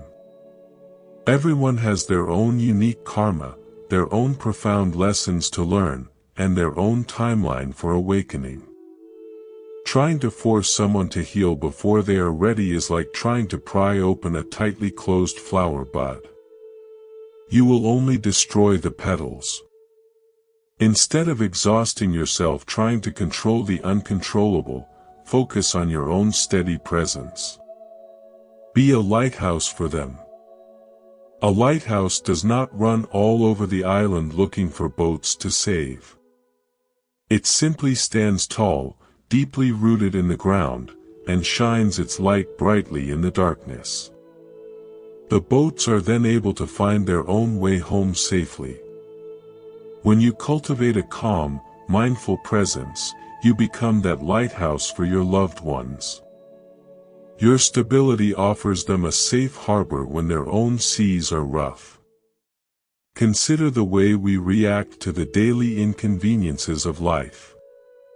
A delayed flight, a long line at the bank, or a sudden change in plans can completely ruin our mood for the entire day. We huff, we sigh, and we complain bitterly about how unfair life is. But these minor frustrations are actually wonderful, uninvited teachers. They provide us with the perfect opportunity to practice letting go of our rigid expectations. When you find yourself stuck in a long line, notice the immediate physical reaction in your body. Notice the tightening of the chest and the rising heat of irritation. Now, instead of feeding that fire with angry thoughts, take a deep breath and deliberately relax your shoulders. Look around. Notice the other people waiting, all of them sharing this exact same moment of delay. You have been given a free 10 minutes of absolutely nothing to do. You can spend those 10 minutes creating internal misery, or you can spend them practicing peaceful awareness. The choice is entirely yours. Every single mundane irritation is a bell of mindfulness, inviting you to wake up and return to the center of your being. We must also be incredibly mindful of the stories we tell ourselves about our own lives. The human mind is a master storyteller, constantly weaving narratives out of fragmented memories and imagined futures. If we have experienced a string of hardships, the mind might construct a story that says, "I am universally unlucky, nothing ever works out for me, and the world is a hostile place." Once we believe this story, we start to look for evidence to prove it true, ignoring all the beautiful, positive things that happen every day. Mindfulness gives us the power to step out of the story and become the observer. When you catch yourself repeating a negative narrative, simply label it. Say, the mind is playing the unlovable story again. You do not have to fight the story, but you also do not have to believe it. It is just a passing script in the theater of your mind. You are the vast, quiet space where the story is happening. By resting in that vast awareness, the tragic narratives lose their grip on your emotions, and you find a profound, unshakable freedom. We are so conditioned to seek validation from the external world. We want people to notice our hard work, to appreciate our sacrifices, and to applaud our successes. When that applause does not come, we feel deeply empty and resentful. We perform our good deeds with a hidden expectation of a return on our investment. But true generosity, the kind that heals the soul, asks for absolutely nothing in return. There is a beautiful teaching about the nature of a true gift. When you give something, whether it is your time, your money, or your wisdom, you must give it like a bird singing in a forest. The bird does not sing because it wants the other animals to clap. It sings simply because it has a song in its heart.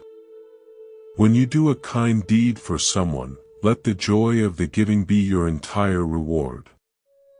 If they thank you, that is wonderful.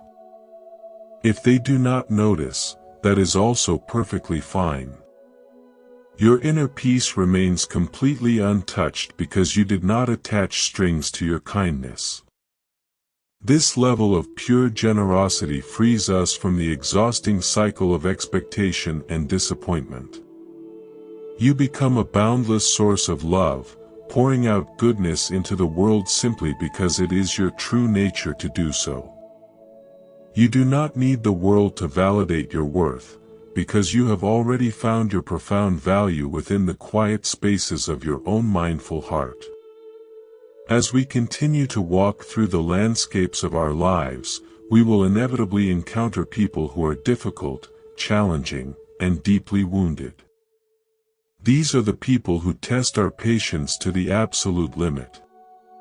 They complain constantly, they create drama, and they seem to drain the energy out of every room they enter. It is entirely natural to want to run away from these individuals or to judge them harshly. But if we look closely through the lens of compassion, we will see that their difficult behavior is almost always a cry for help. A person who is truly happy and at peace does not act with malice or constant negativity. They are acting out of an unseen, unhealed pain. You do not have to become their best friend, and you certainly do not have to tolerate abuse. You must always protect your own peace. But you can observe them from a safe distance with a heart full of pity rather than a heart full of anger. You can silently wish that they find the medicine they so desperately need to heal their invisible wounds. This shift in perspective is incredibly liberating. It takes you out of the role of a victim and places you in the role of a wise observer. You stop taking their toxic behavior personally, realizing that it has absolutely nothing to do with you and everything to do with their own internal suffering. You maintain your own bright, joyful energy, refusing to let their dark clouds overshadow your peaceful sky. Let us return to the beautiful practice of mindful breathing. We carry this incredible, life-giving tool with us everywhere we go, yet we rarely use it to its full potential. When you feel a wave of panic rising, when the inbox is overflowing and the children are crying and the world feels like it is spinning out of control, you have a built-in emergency brake. You do not need to read a complex manual to use it. Stop exactly where you are. Close your eyes for just 3 seconds. Take a long, deep breath in through your nose, completely filling your lungs. Feel the expansion in your chest. Now, exhale very slowly through your mouth, letting all the tension drain out of your shoulders. Do this 3 times.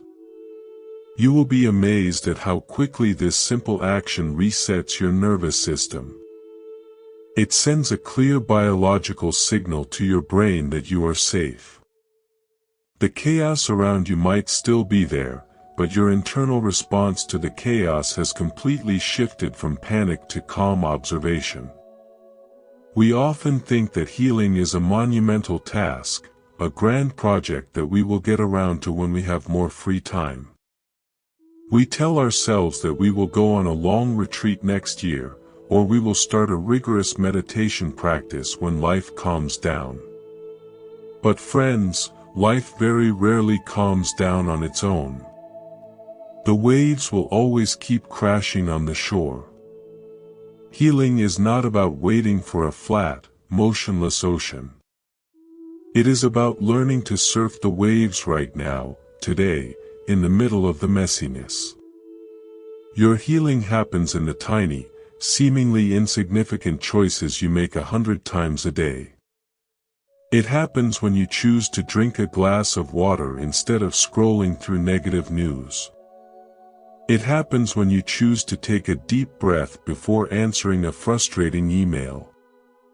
It happens when you look at yourself in the mirror and choose to offer a silent word of encouragement instead of a harsh critique. These small drops of mindfulness eventually gather together to create a vast, deep ocean of inner peace.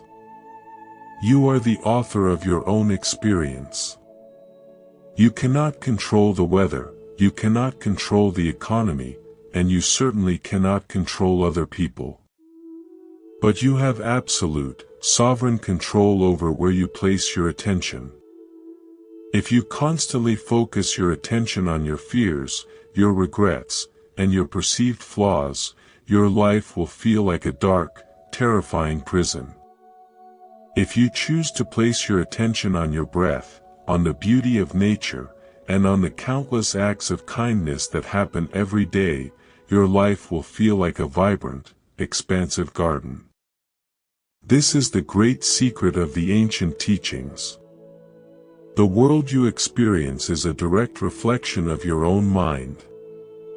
When your mind is clear, calm, and rooted in the present moment, the world becomes a place of profound wonder and opportunity.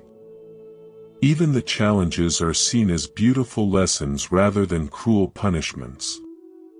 You walk through life with a sense of gentle curiosity, open to whatever experiences the universe decides to send your way. So, let us drop the heavy armor. Let us stop fighting against the current of reality.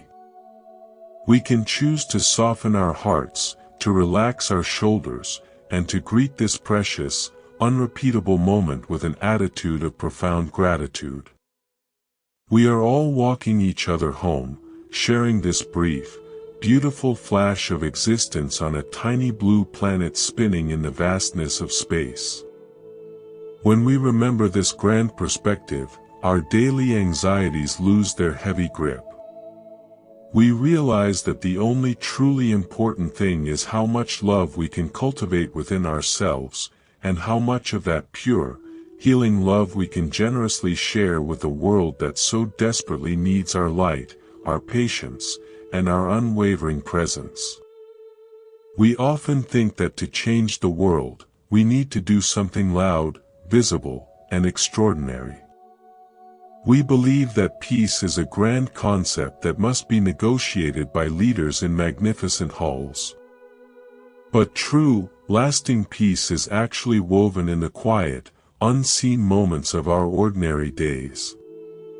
It is created in the exact second we choose not to raise our voice in anger. It is built when we decide to listen to a grieving friend without interrupting.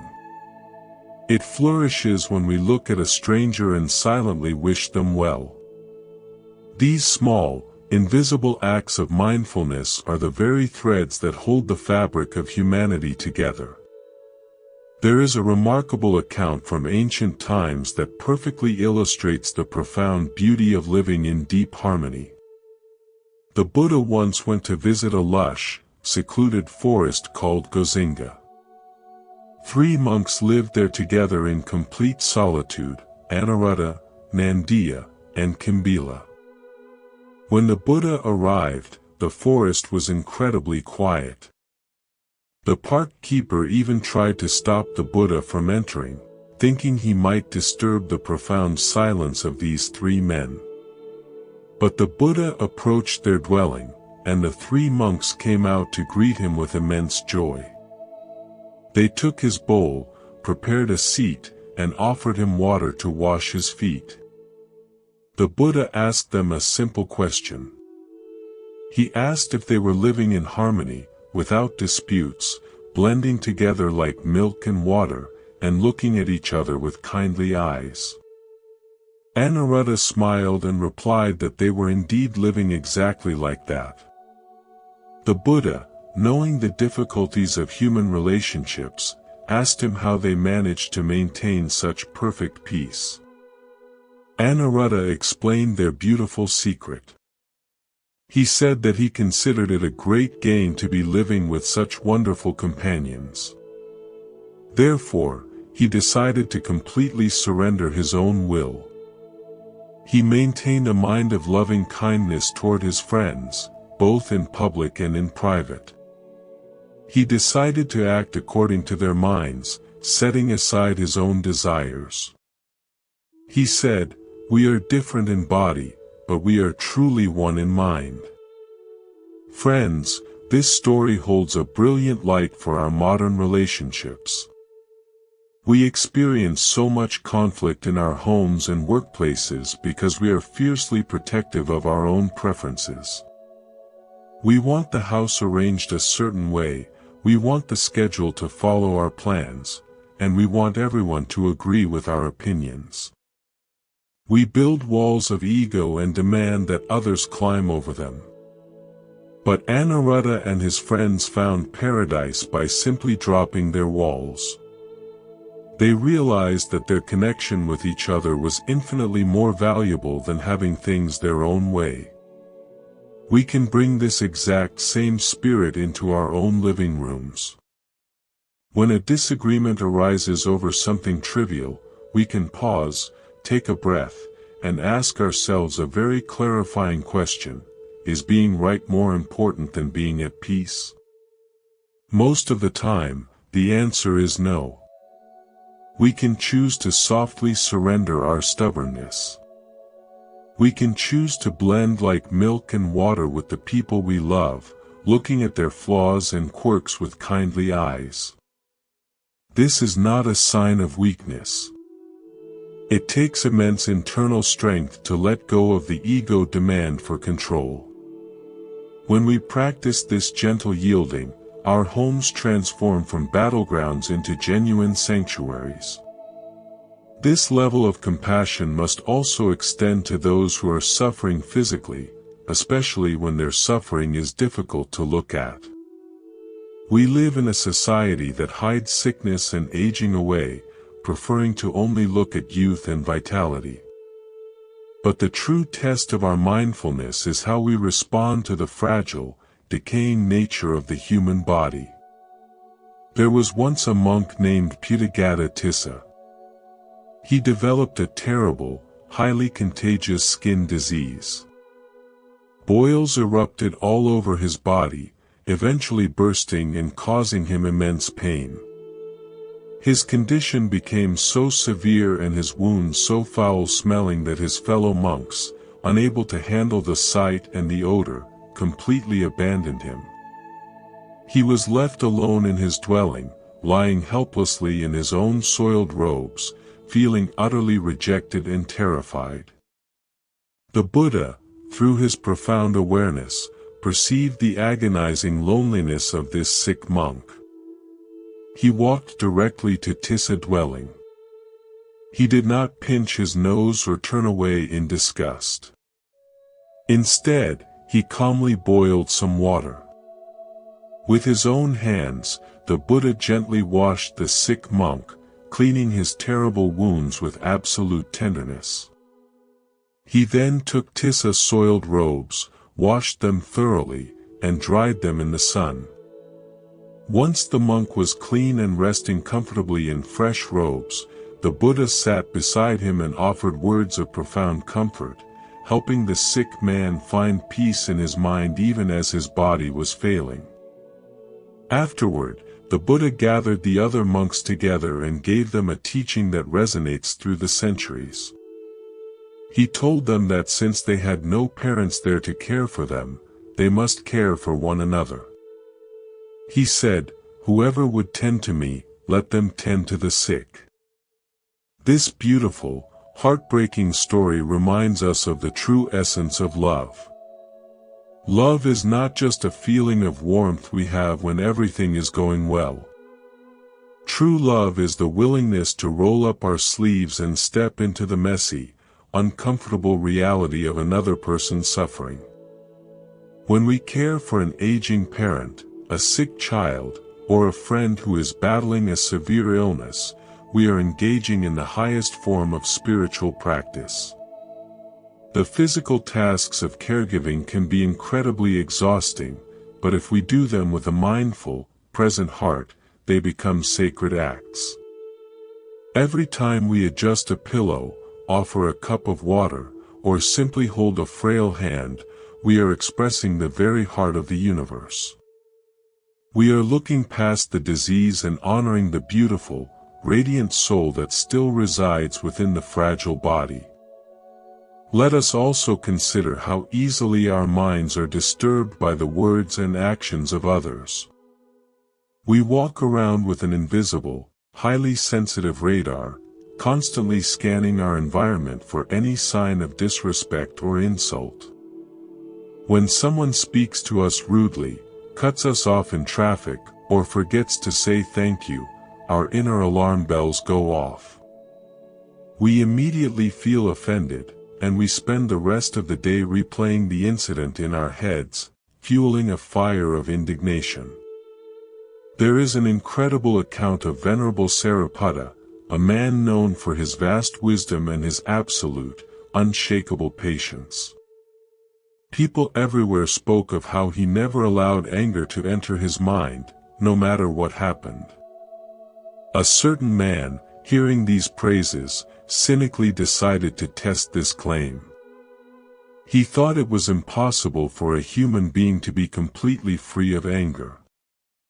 One day, as Sariputta was walking calmly through the city to collect his daily food, this man sneaked up behind him and struck him on the back with a heavy, forceful blow. The impact was severe, but Sariputta's reaction was entirely unexpected. He did not turn around to see who had hit him. He did not shout or demand an explanation. He simply stopped, calmly adjusted his robe, and quietly asked, "What was that? Did something fall on me?" And then, with perfect composure, he continued walking on his way, his mind as completely undisturbed as a deep ocean beneath a passing storm. The man who struck him was instantly overwhelmed by a massive wave of remorse. He realized the sheer magnitude of the peace he had just tried to disturb. He ran after Sariputta, fell to his knees, and confessed his terrible action, begging for forgiveness. Sariputta looked at him with gentle, compassionate eyes and instantly forgave him, harboring absolutely no resentment. The man was so moved that he insisted on taking Sariputta to his home to offer him a meal. Meanwhile, a crowd of people who had witnessed the unprovoked attack gathered outside the house, furious and carrying sticks, ready to punish the man who had dared to strike the revered elder. When Sariputta emerged from the house, the angry crowd demanded that he step aside so they could exact justice. But Sariputta gently stopped them. He asked the crowd, "Who was it that this man struck? Was it you, or was it me?" The crowd replied that the blow had fallen on him. Sariputta then smiled and said, "The offense was committed against me, and I have already forgiven him. There is no need for any more anger today." He then safely escorted the man through the angry mob, protecting the very person who had assaulted him. Everyone, this story is a breathtaking display of true freedom.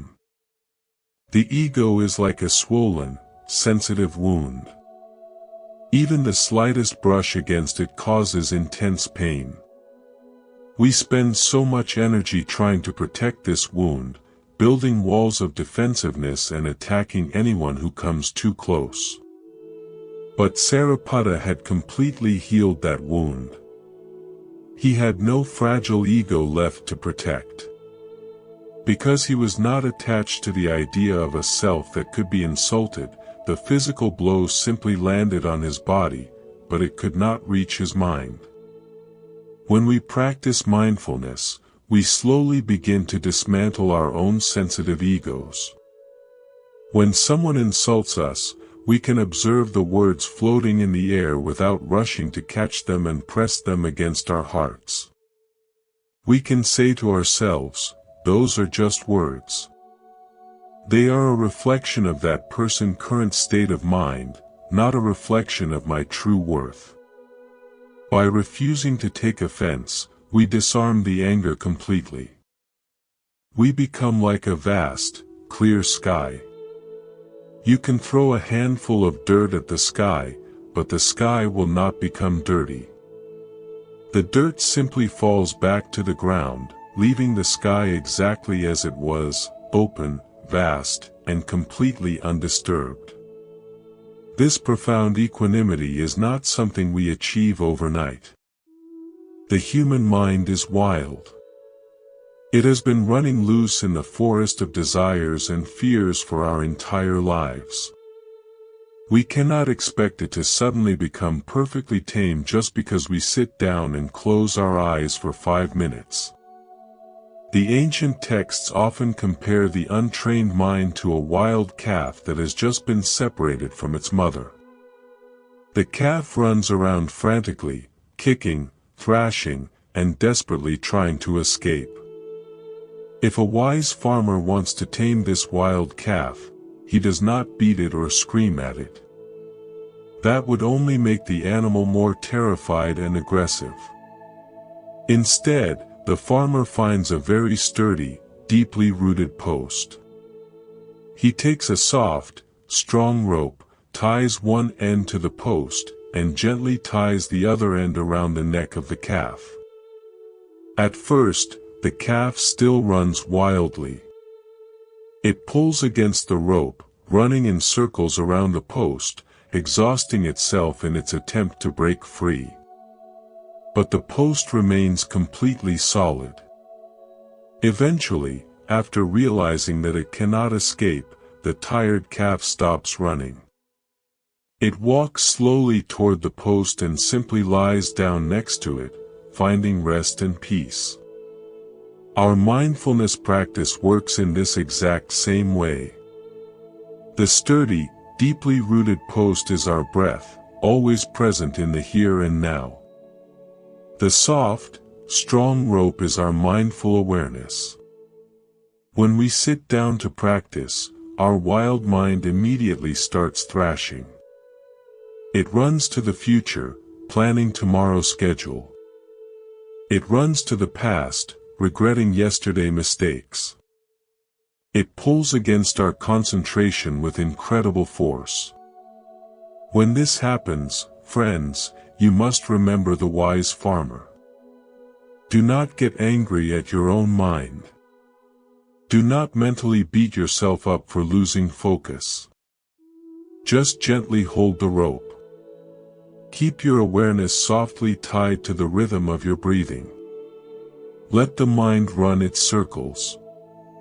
Let the thoughts come and go. Every time you notice the mind has wandered, simply guide it back to the post. Breathing in, I know I am breathing in. Breathing out, I know I am breathing out. Slowly, with immense patience and daily repetition, the wild mind begins to tire of its own frantic running. It realizes that the safest, most comfortable place to be is right next to the sturdy post of the present moment. It lies down. The thoughts settle like dust falling to the floor of a quiet room. And in that beautiful stillness, you experience a clarity and a joy that no worldly achievement can ever provide. We must also recognize that healing is not always about staying and fighting through a difficult situation. Sometimes, the most mindful and courageous thing we can do is to simply walk away from chaos.